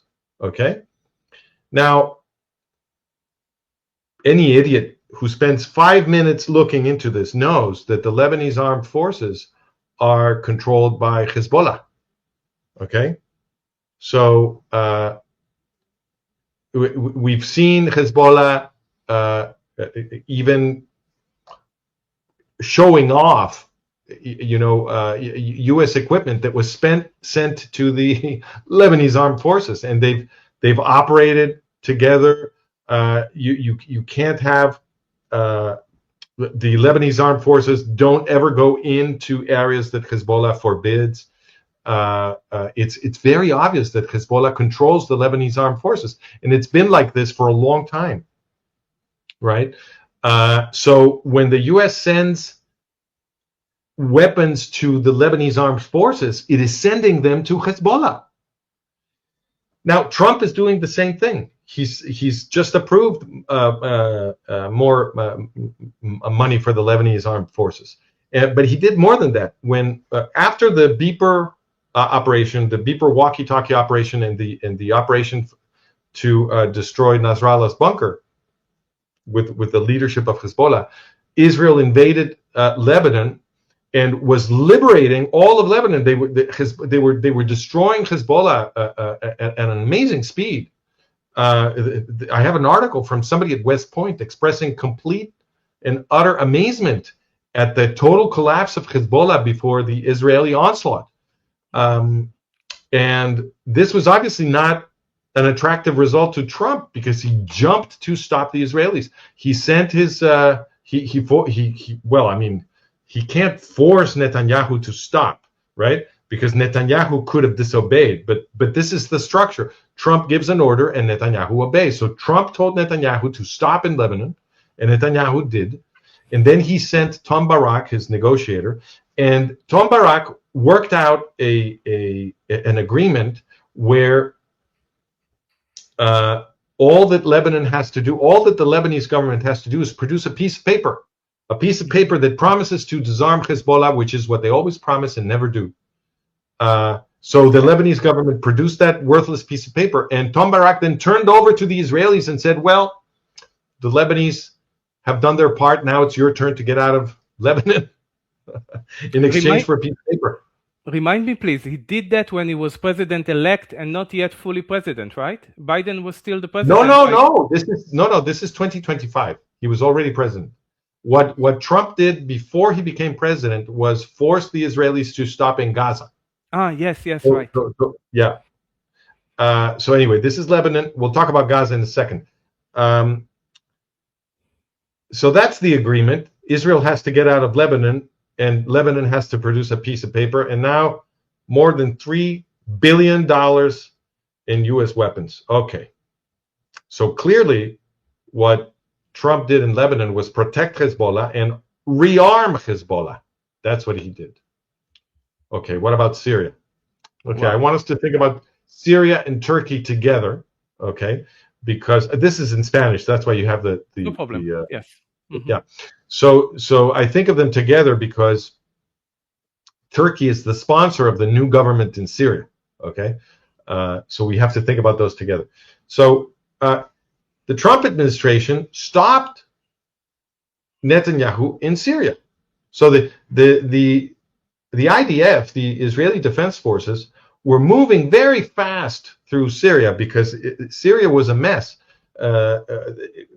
Al-Jolani, the new government, the new ruler of Syria, was able to get all the way to Damascus from Idlib, where he was before. So Idlib is, let me show you. Idlib is,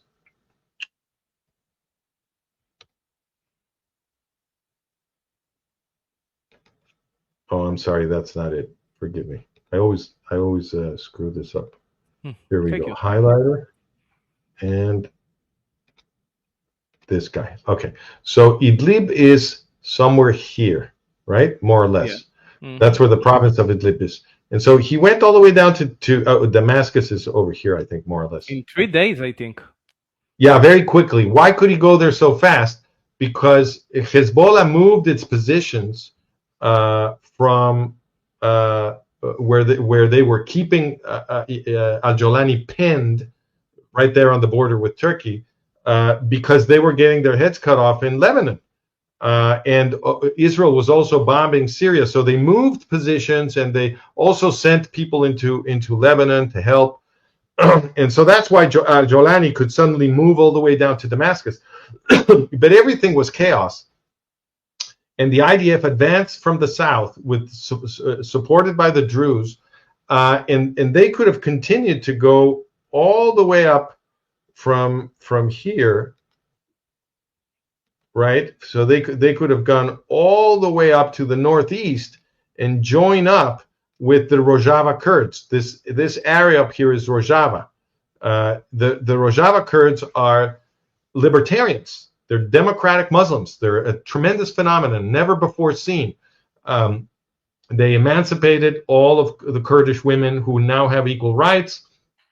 They protect all the minorities. They believe in democratic government. They want to be Westerners. They want to be allies of Israel. So Israel could have, the Israeli Defense Forces could have just rushed all the way up to the north, joined with the Rojava Kurds in the north, supported by the Druze in the south, and all together they could have created a democratic Syria. They would have beaten the crap out of al-Jolani and everybody else. But what does Trump do? Trump forces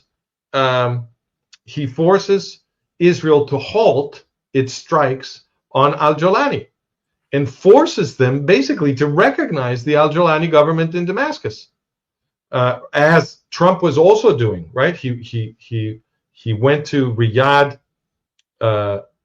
in Saudi Arabia to shake al-Jolani's hand. There he is. Well, this guy is ISIS. He's an ISIS terrorist. This is what Trump is recognizing in Syria. This is what he stopped the Israelis to install in Syria, ISIS. Trump was supposed to be the big nemesis of ISIS. But actually, America produced ISIS in the jailhouses in Iraq. That is correct. We have a whole article to explain that. We'll put it in the description as well. One more thing, that the Kurdish, if we are talking about betrayal, America betrayed the Kurdish so many times already. And they just did it again. Because the al-Jolani is now destroying the Kurds in northeast Syria. We're gonna have a show about that tomorrow on Management of Reality. We're gonna explain what they did to the Kurds. Because al-Jolani is now destroying the Kurds with the support of Donald Trump. That's what's going on. So Trump is normalizing relations with an ISIS regime in Syria. Okay, this guy al-Jolani, who's shaking Trump's hand, was sent by al-Baghdadi, the creator of ISIS, to create al-Qaeda in Syria, which is ISIS, because al-Qaeda in Iraq and Syria is what became ISIS. Okay, and of course he's getting a lot of help from Erdogan. Al-Jolani is getting a lot of help from Erdogan, the ruler of Turkey, who is another jihadi, and Trump is very happy with Erdogan. He claims that Erdogan is doing a great job in Syria, and he's and what is Erdogan doing in Syria? He's helping put al-Jolani in power in Syria. That is what he's doing. And they're all together preparing the next attack against Israel from Syria. That's what they're doing. Yeah. And here is Trump promising more weapons to Erdogan, and in particular the F-35 that Erdogan wants, and that will contribute to destroying Israeli air superiority in the region. Okay? Yes. And this is all being done at the same time that Erdogan is threatening to attack Israel on behalf of the Arab Palestinians. He's been claiming that he's the true sovereign of Jerusalem because the Ottoman Empire, blah, blah, blah. And he's also saying that he's going to take it, and that he's going to help the Arab Palestinians and get involved and attack Israel. He's doing all of that at the same time that Trump is promising weapons for him. It's really quite obvious what's going on. Yes. Then you have Iraq and Iran. So I consider them together because ever since Bush Jr.'s invasion of Iraq, Iraq has become Iran's westernmost province. And again, any idiot who studies this question for 5 minutes will see it. It's quite public, actually. It's not discussed in the CNN primetime shows that people see, but it's out there. This gets discussed by serious analysts of Iraq in the Western press all the time. Yeah. So,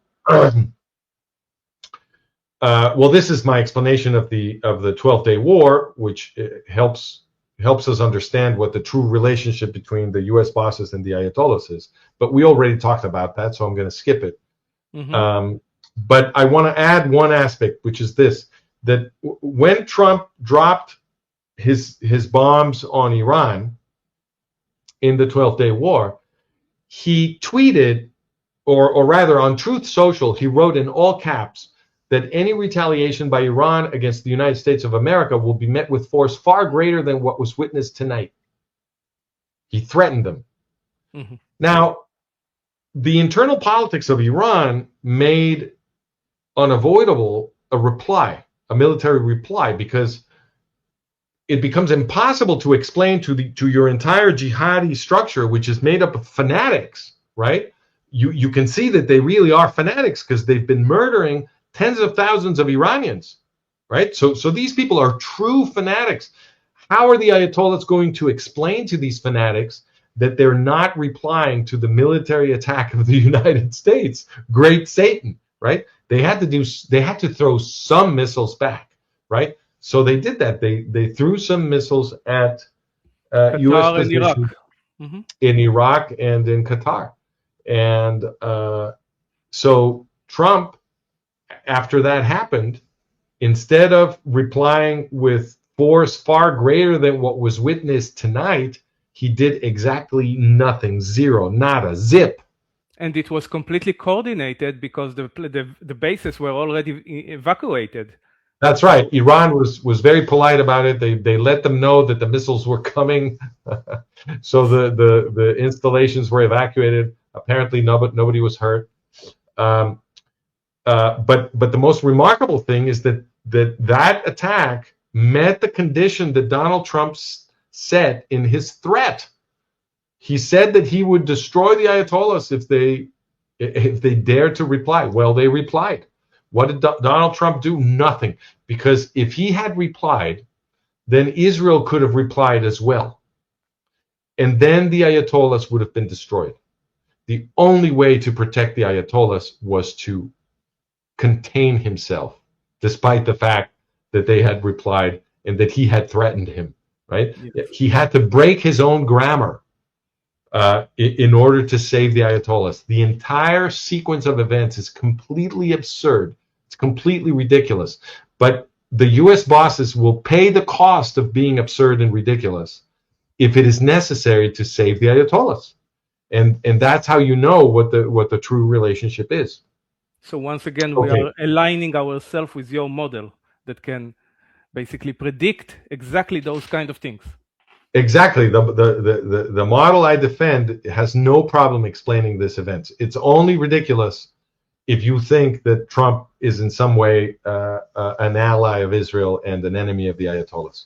Now, this is just to show you that in academic circles, everybody understands that Iraq is a client state of Iran. Okay, everybody understands it.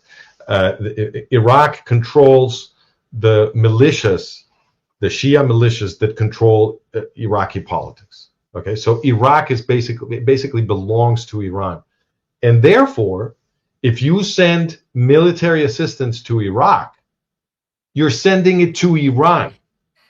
All right. And if this is known in academia, of course it's known in U.S. intelligence. Everybody knows this. But the U.S. government understands that ordinary U.S. citizens don't know this because it isn't discussed in the controlled mainstream media. So they have used the fiction that Iraq is supposedly independent of Iran in order to send, look at this, $642 billion for U.S. military operations in Iraq and $24 billion for training, equipment, and other services for Iraqi security forces. This is tremendous. Wow. And the public argument, you're going to love this, the public argument for sending all of this military support for Iraq, which is for Iran, is that Iraq is supposedly fighting ISIS. Don't you love that? Yeah. Don't you love that? Yeah. They created ISIS, as you correctly stated. We have an entire article showing how the U.S. created ISIS. And by the way, that's mainstream. The New York Times, the Washington Post, Mother Jones, and many other publications explained how the U.S. government, the U.S. military basically created ISIS in Iraq, because ISIS is a product of the U.S. prison system and the way the U.S. prison system was run in Iraq. And it is all quite deliberate. And that's mainstream. So the U.S. created ISIS. They install ISIS in Syria. And at the same time, they pretend that Iraq is fighting ISIS so that they can send all kinds of money to Iraq that then goes to Iran. Insane. Insane. At least they have very good sense of humor, which we. Well, I know they're laughing at us. They're certainly laughing at us. Yes. Then you have Saudi Arabia. Well, Saudi Arabia, most people don't know this, but Saudi Arabia is the biggest recipient of U.S. armament of any country on the planet. More than Israel? Yeah, more than any other country. No country gets more U.S. weapons than Saudi Arabia on the entire planet. And this has been going on for a long, long time. And what is Donald Trump doing? He's giving them even more weapons. $142 billion in weapons were announced.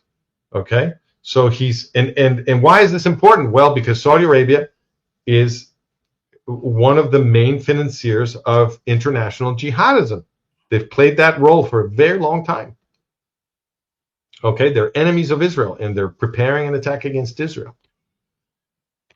Then you have Egypt going around clockwise. You have Egypt. Well, that's a Egypt, very serious threat. Very serious a threat. very, very serious threat. We know that Egypt has been armed by the United States ever since 1979 publicly,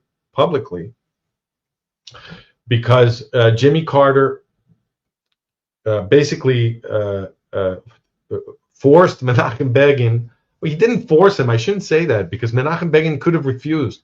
But Jimmy Carter organized a peace deal, so-called peace deal, where the Israeli government would return the Sinai to Egypt in exchange for a piece of paper.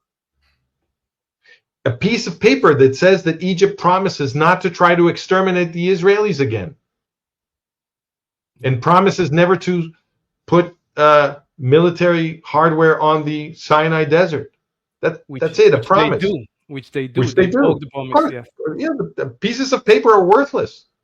Land means something. Israel should have kept the land, because if you keep the Sinai, Egypt cannot attack you.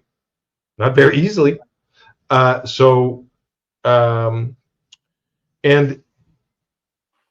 the most amazing thing here is that the 1979 agreement between Egypt and Israel gives back the Sinai after Egypt used the Sinai to try to exterminate the Israelis. Gamal Abdel Nasser announced that his goal was the extermination of the Israeli Jews before the war of 1967. He announced this in public. Okay? Yeah. You don't give that back. How can you give that back? These people are trying to kill your entire population. Okay? But they gave it back, and the US president, Jimmy Carter, began a tradition of rewarding the Egyptians for producing a worthless piece of paper with between 2/3 and 3/4 of the money that they sent to Israel. So just considering Egypt, you've almost already wiped out the supposed aid to Israel that the US government sends. You just have to consider one enemy, and you've already almost wiped out that aid. Okay. So this is the tradition. They give Egypt tons of money every year, which Egypt spends on its military. What is Trump doing? Well, Trump made sure that when he freezed foreign aid, he didn't freeze it for Egypt. Foreign aid for Egypt is sacred. And again, Egypt spends it almost entirely on its military. Okay? So Trump is continuing this policy. And also, Trump has not objected to the fact that Egypt is conducting, it put a lot of military hardware on the Sinai just now, and is conducting military exercises to prepare an invasion of Israel in the Sinai. And of course, Egypt has been allowing all kinds of stuff to flow through the tunnels that connect Gaza to Egypt. All of that are acts of war. They've been violating the peace treaty. They've been at war with Israel for a long time. And all that time, the U.S. presidents have been arming Egypt. I'm sorry, you wanted to say something. Yeah, I would just like to remind our audience that Egypt don't really have enemies that require so much force and This is correct. preparation. And also, it's very interesting to look on the west side of Egypt, on the border of Libya, which is not a very serious threat to Egypt. They are building huge ports, and it seems like the Navy there is practicing how to block the most narrow area of the Mediterranean Sea to be able to block all the products that are coming to Israel through the Mediterranean Sea. I see. Interesting. So, yeah, so if you will find out about the ports that they build there, it's incredible. Two amazing, huge ports. Interesting. I didn't know about that. Thank you for sharing that. You're welcome. So anyway, so this is going on. Egypt is preparing an invasion of Israel, and Trump is fine with that. Completely fine with that. He's continuing the sales of weapons to Egypt. Then you've got Gaza. What happened in Gaza? As we were saying earlier, Trump managed to get the very ceasefire that Biden was demanding. He managed to get that done even before he was formally inaugurated as U.S. president. And then he again imposed a ceasefire just recently, right when the IDF was about to give Hamas the coup de grace in Gaza, okay? Because all they had left was Gaza City. They were now going to do the final operation to finally get rid of Hamas. And once again, Trump comes in at the last minute to make sure he saves Hamas, imposes a peace plan, a ceasefire and a peace plan. And I made my predictions immediately. I said that I predicted that the live hostages would be turned over, but that everything else in the agreement would be violated by Hamas. Why was I sure that the live hostages would be turned over? Because I knew that the treasonous Israeli government would respond with the other side of the agreement, which is to release the terrorists that murder innocent Israelis, right? I knew they would do that. So I knew that Hamas would want to get those terrorists, so they would release the hostages. And the other reason, the even more important reason, is that if Hamas did not release the live hostages, Trump would not be able to stop the Israelis. Okay? If the live hostages were not released, Israel would resume the war. So the only way to save Hamas was for Hamas to turn over the live hostages. So I predicted that given this grammar, that part of the agreement would be honored, but that everything else Hamas would violate. And everything happened according to my predictions. The live hostages were turned over. Israel released, I forget how many terrorists, and then Hamas systematically violated every single other item in the agreement. Even though that happened, Trump is against Israel resuming the war against Hamas. But not only that, once Hamas regained control of about half of Gaza, they started executing Arabs from the clans that had been fighting Hamas publicly in the streets with no trial, obviously, because the Hamas people are terrorists. And when that happened, Trump became a public apologist for Hamas, and he said that that was not a reason to resume the war against Hamas, because Hamas, according to him, was controlling a criminal element in Gaza. This is amazing. The criminal element in Gaza, of course, is Hamas. And they were conducting extrajudicial executions of people in the streets. This is what Trump defended as an allegedly legitimate police action by Hamas. I mean, if this doesn't make people wake up, I don't know what will. This is grammatically so clear. Yes. Then you have Qatar. Before Qatar, what do you make of the technocratic government that they are going to establish, and they are pushing the Turkish into Gaza? And right. Well, they're preparing the next attack against Israel, obviously.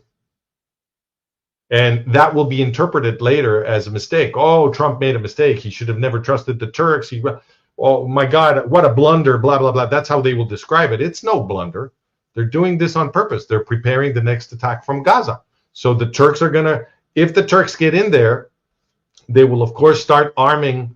They will be the replacement for, in general, strategically, Turkey is the replacement of Iran. So Israel hurt Iran and the whole Iran axis so badly that this is why Trump then had al-Jolani become the new government in Syria, because it's very difficult now for Iran to be a good patron of the terrorists who are going to attack Israel from the north and from Gaza, because they're so badly hurt and Iran is collapsing. So when they saw that this was happening, that the IDF was beating the crap out of the Iranian axis, they shifted to a northern axis with Turkey as the patron of ISIS in Syria. And now they want to do the same thing in Gaza, because Turkey is very strong, and Turkey can be furnishing all kinds of weapons to the terrorists for the next attack against the Israeli Jews. You see, that's what they're doing.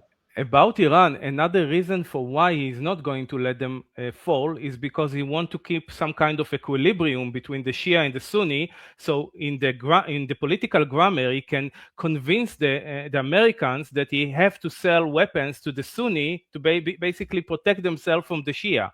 And so this always switches. So they need the Sunni and the Shia, because one year they're convincing us that the U.S. must send weapons to the Sunni forces so that they can fight the scary Shia forces.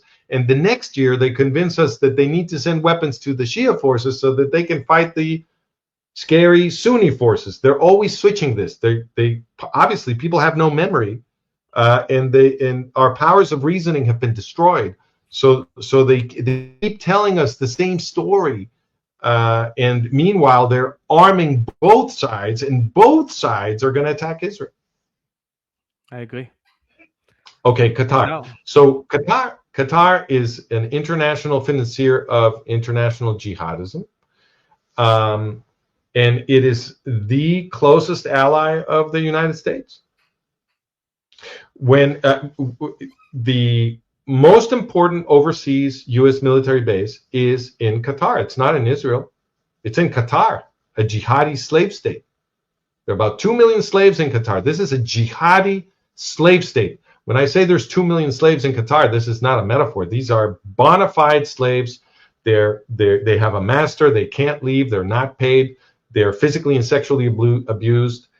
When they don't need them anymore, they throw them out in the street to die of hunger. That's Qatar, and that's where the U.S. chose to build its most important overseas military base. Qatar is the host of CENTCOM, Central Command. Yeah, 10,000 soldiers. Yeah, and that's the state. Qatar is the state that attacked Israel on October 7th, because Qatar is one of the sugar daddies of Hamas. Okay, the other one is Iran. So that's what the U.S. government is protecting. This is the area of responsibility of Central Command of CENTCOM, located in Qatar. Just look at that. North Africa, the Middle East, and Central Asia. That's the area of responsibility. This is the most important overseas military structure of the United States. And of course, we've seen Trump give Qatar notice of the incoming Israeli attack. And then he made a giant tantrum when Israel did that, when Israel tried to kill a few Hamas leaders that Qatar was protecting. And then he had Netanyahu apologize to the emir of Qatar. I mean, it's a show, because Netanyahu, according to everything that we learned tonight, is basically working for the Americans. So it's all of course, but even so, internal pressure in Israel forces Netanyahu to do some things that are pro-Israel, right? So yeah, but it's a it's a show. But sometimes Netanyahu is forced to order the IDF to do things that are in the interest of Israel, and it allowed the Americans to extend NATO protection to Qatar. That's the gift that they received by our planned attack. No. It has nothing to do with Israel. Trump could have extended NATO protection to Qatar at any moment. The reason he did that is to make it very clear that Israel cannot mess with Qatar ever again. Okay, so if Israel ever dares to attack Qatar, it'll be messing with the United States.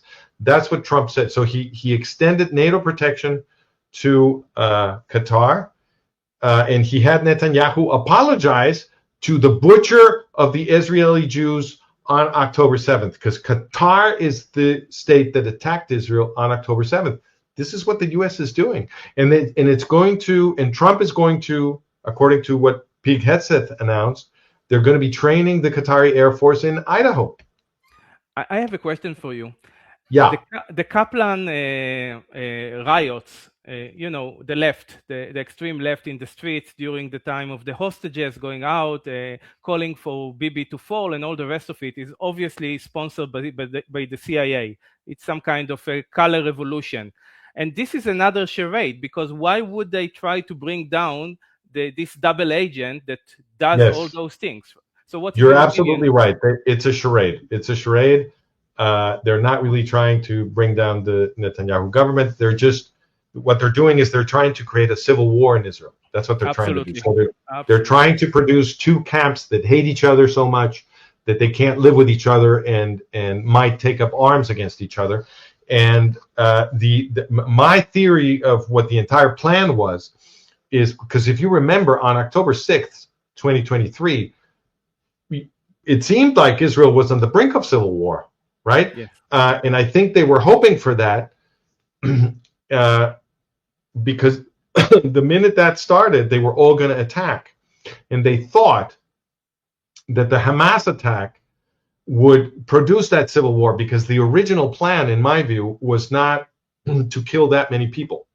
It was to take a lot of hostages and then say, we won't give them back unless all of the terrorists are released from Israeli jails.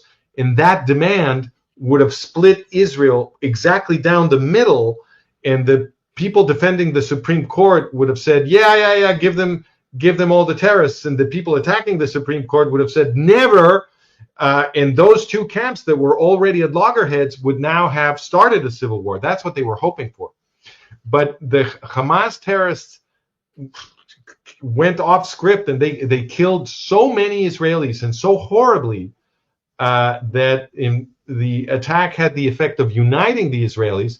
And so the other enemies that were ready to join the attack altogether, the minute that Israel plunged into civil war, they were like, oh damn, that didn't happen. They're united.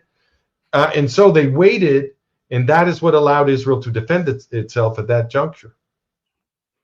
Yes. And what do you make about the initiative of the Abraham Accords and all this? That's another show. That's another show. In the Muslim culture, in Islamic jurisprudence, there is a principle called taqiyya. Taqiyya means that you can lie to infidels. You can sign agreements with infidels, knowing that you're going to break them beforehand. Okay, so why can you lie to infidels? Well, because you're going to go kill them anyway, right? That's what jihad is about. It's about killing infidels who don't want to convert to Islam. If you're going to kill them anyway, obviously you can lie to them. So that's what the principle of taqiyya is. And obviously what it means in practical terms for people who are deciding Israeli foreign policy is that you cannot sign any agreement with Muslims. It makes no sense. Why would you do it? Yeah. If they're allowed to lie to you, then signing agreements with them is to give them a strategic advantage. And what happened with the Abraham Accords is that Emirates, for example, and I think Sudan, Sudan is getting for a promise to sign, because they haven't signed. They're getting economic help, and Emirates is getting weapons. It's going to get U.S. weapons for signing the Abraham Accords. Emirates is another jihadi state, right? So the outcome of the Abraham Accords is to produce a false sense of security, which hurts Israeli readiness, and also to generate a grammatical argument for the enemies of Israel to get U.S. weapons, which is what's happening. So anyway, those are the and then we have to talk about Judea and Samaria. Judea and Samaria is run by Al-Fatah, which, as we said earlier, is the continuation of the German Nazi final solution. And those guys are inside Israel. And they're planning their next attack. They have a pay-for-slay program. It's a huge chunk of the Palestinian Authority budget goes to paying any Arab who's killed a Jew or died trying. The Israelis must defend themselves. They must stop believing anyone who tells them that they should make peace with these forces. They should stop believing the U.S. government, and they should elect Moshe Feiglin. There is no one else saying the right things in Israel, and there is no one else who has the track record of consistent patriotism, a proven track record of consistent patriotism, and a track record that shows that he is incorruptible. Nobody else is available to the Israeli citizenry. You know that they are not going to allow him. They are not going to allow him. Well, look, they're going to push him out. And because the people are so uneducated and they only watch the media and being, receiving all this propaganda, they just simply don't know the scale. But you can change this. You can change this. You can start to change this. We're going to make this video famous, and Israelis are going to share it with each other, and they're going to start to understand how the world works, and then they're going to realize that the leadership is rotten, and that the one guy who's always been consistently defending them is Moshe Feiglin. And that makes it possible for him to win. But we have to communicate with Israelis. The change we need cannot happen until after people understand what world they actually live in. Once they understand that their reality has been managed and they come into contact with a model that does explain the world and that makes sense of the behavior of the US presidents, including Donald Trump, they've all been perfectly consistent, then you can begin to defend the state of Israel. And I'll tell you something else. In order for the state of Israel to be destroyed, they really do have to manage reality. Because if all Westerners understood what they're doing, they could have never built up support for the destruction of Israel the way they have. And still, many, many, many Westerners still support Israel. It's just that the media wants you to think that support for Israel has been collapsing. But many, many Westerners support Israel. There's a lot of support among Christian Zionists and also many, many secular Westerners. And if this model that we have been describing can be communicated to them and they understand the world that we live in, they will be very upset at what the Western leaders have been doing to prepare the next genocide in Israel. So they really need to manage our reality, which means that if this can be explained, and we have the tools to do it, we have the technologies. YouTube, the tool we're using now, is one of these tools that we can use to communicate with all Westerners and all Israelis. This couldn't have been done before. We didn't have the tools to communicate with everybody, but now we have them. We must use them before we lose all control of them. The time is running out. But there is an opportunity. It's not hopeless. We can do this. It's just that people need to realize that, especially the Jews need to realize that they have to spend their money now defending themselves, because in another 15 minutes, they're going to come take their money away, and then they're going to kill them. So the money that the Jewish community has now, which is not a little, and we don't need that much money, it needs to be spent now in a communication effort to explain first to all Israelis, then to all Jews, and then to all Westerners what is actually going on. And if we can enlighten everybody, then the system does stop. They can only do this if they are managing our reality and we don't understand what they're doing. I agree, absolutely agree. Another thing that people here have to understand is that we must be independent, militaristically wise, and develop our own weapons, and also understand that in a war, we actually have to win. We have to submit the enemy completely. And I would like to ask you, there is always this separation between Hamas and the people of Gaza. And to me, it's very stupid. The people of Gaza are Hamas.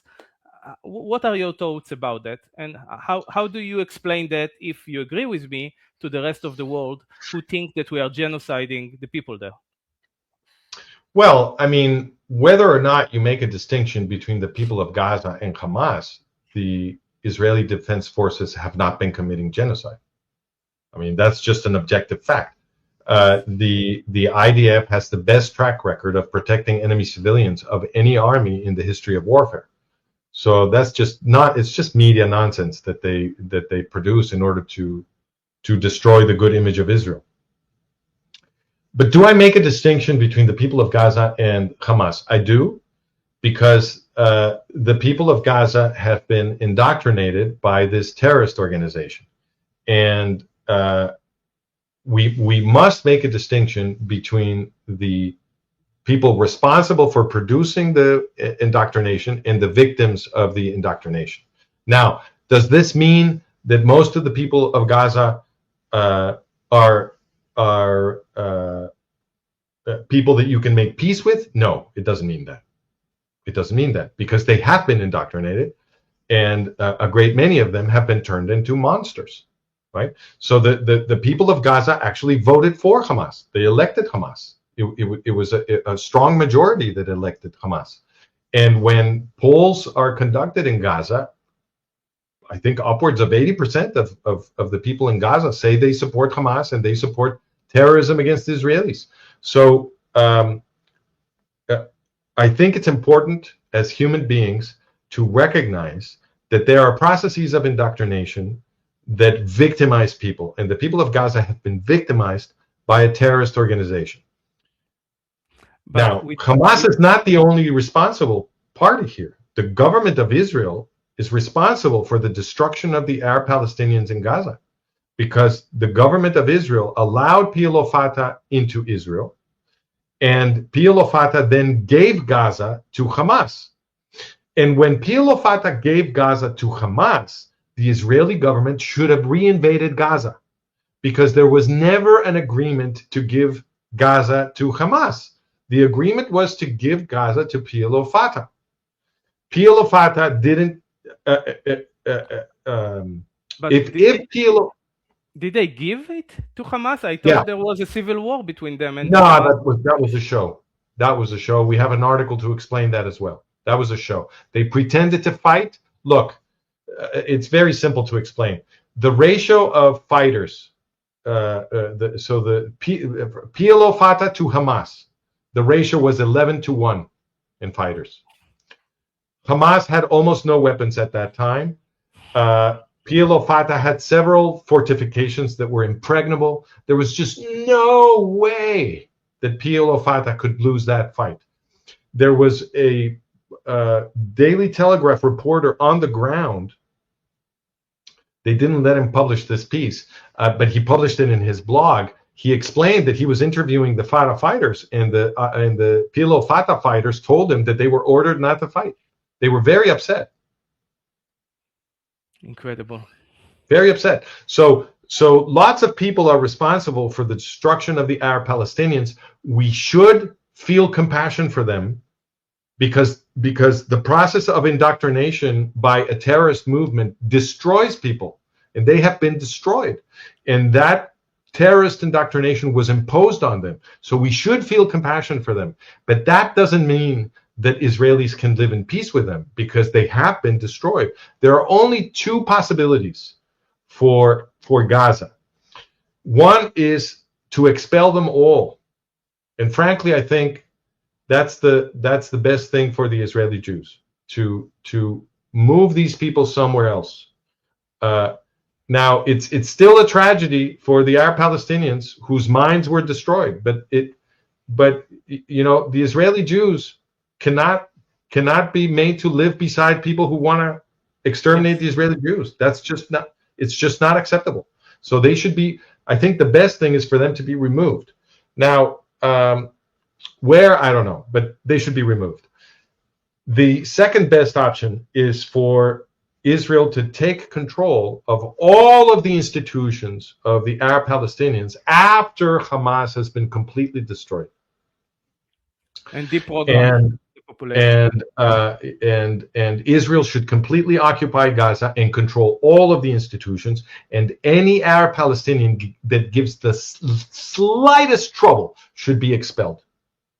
That's the second best option. But under no circumstances should the Arab Palestinians be allowed to govern themselves, because you will get another terrorist attack. I think one or perhaps two generations need to go by before the Arab Palestinians, before the experiment of self-government in Gaza can even be contemplated, because their minds have been completely poisoned. And one cannot ask the Israeli Jews to live next to people who, or to allow people who want to exterminate them to have any kind of power. That's just not acceptable. Yeah, we have to deprogram their minds. Many people don't recognize that we are dealing here with a religious war. It's not necessarily a war between nations or their claim for sovereignty or something like that. And according to Islam, once you occupy a certain land, and this land called Israel was under Islam for many hundreds of years. So it seems to me like there is no end to that, as long as they remain. No, they will not stop. Israel has to win. There is no agreement possible. Agreements are impossible. This is a religious war. They mean to kill every last living Jew. That's their mission, and they will not stop. They will not stop. And if they sign agreements, they will violate them. Israel has to win. That's the only path forward. Israel has to win, and every time it wins, it has to keep the territory. This is Moshe Feigelin's policy. It's also what I recommend. It's the only path forward. I understand. We are towards the end. Maybe 5 more minutes, if I may. It will be okay? I know you must be tired. 5 minutes, because I'm feeling a little bit tired. We really have to go. Of course. Thank you so much for the time you gave me. About Iran, Yeah. I would like to know what you think that will eventually happen, because Trump is still sending a lot of weapons and armaments and is building up the army here. And my worry is that if I take your model very seriously, and I do, there are like several possibilities here. And one of them is to sacrifice the jihadists in Iran against what he did until now, to the point where maybe they have nuclear weapons that they will use against us, and destroy Israel, as you claim that eventually all of them want to do, or they are going to send so many missiles and create so much devastation that Egypt and other countries in the region, like you showed on the map, will use this opportunity to facilitate an attack. So what do you think is the... Yeah, I think you've got this right. The prediction I made in 2006 was that the only condition under which the U.S. would ever attack Iran is if this was bad for Israel, and that's exactly what happened. The U.S. presidents have been protecting Iran, but they did attack Iran in the 12-day war, and the way they attacked Iran was so that they could save the Ayatollahs for a future attack on Israel. That's what they did. So the condition I stipulated is exactly what happened. And if they do attack Iran again, they will try to make it bad for Israel. That because they're trying to destroy Israel. This is what the U.S. presidents do. My good sir, kindly tell my audience where they can find your work and support you in great details. I want them to know everything that you are producing. Well, it's on the screen, franciscogilwhite.com. This is the hub. You can go there to all of our different kinds of content. You can go to my books, my articles, our YouTube channels. We have an English language YouTube channel. We have a Spanish language YouTube channel. They both have a lot of content. We have documentaries. We have a documentary on Husseini. We have a documentary on the creation of Iran by Pilo Fatah. We have a documentary on who are the Palestinians historically. Where does that idea come from? How did they make that up, and so forth. And we can put all of those in the description if you want. I will give you all of the materials so that you Please can put do. that there. But the FranciscoGilWhite.com is the hub. It gives them access to everything. I encourage people to subscribe themselves because we're producing new content all the time. And the way to stay informed and understand the world better is to keep up with our publications. And there's really a lot of material on the Substack site, the article site, and it is designed so that you can start with any article at all. They're self-contained, but each article points you, as you know, because you've been reading a lot, it points you to other aspects of the context that you need so that you can understand the article you're reading better. So it doesn't matter where you start, it'll soon end up taking you everywhere, and you will be able to put the model together in your mind just by reading enough articles. Yes. My friend, I would like to thank you with all my heart for your hard work, your ability to articulate these amazing topics that are, basically this is an awakening call for our people to basically survive. So your work is highly appreciated, and I thank you very, very much. Thank you for this time also. Thank you, Harry. Thank you. Bye-bye. Bye.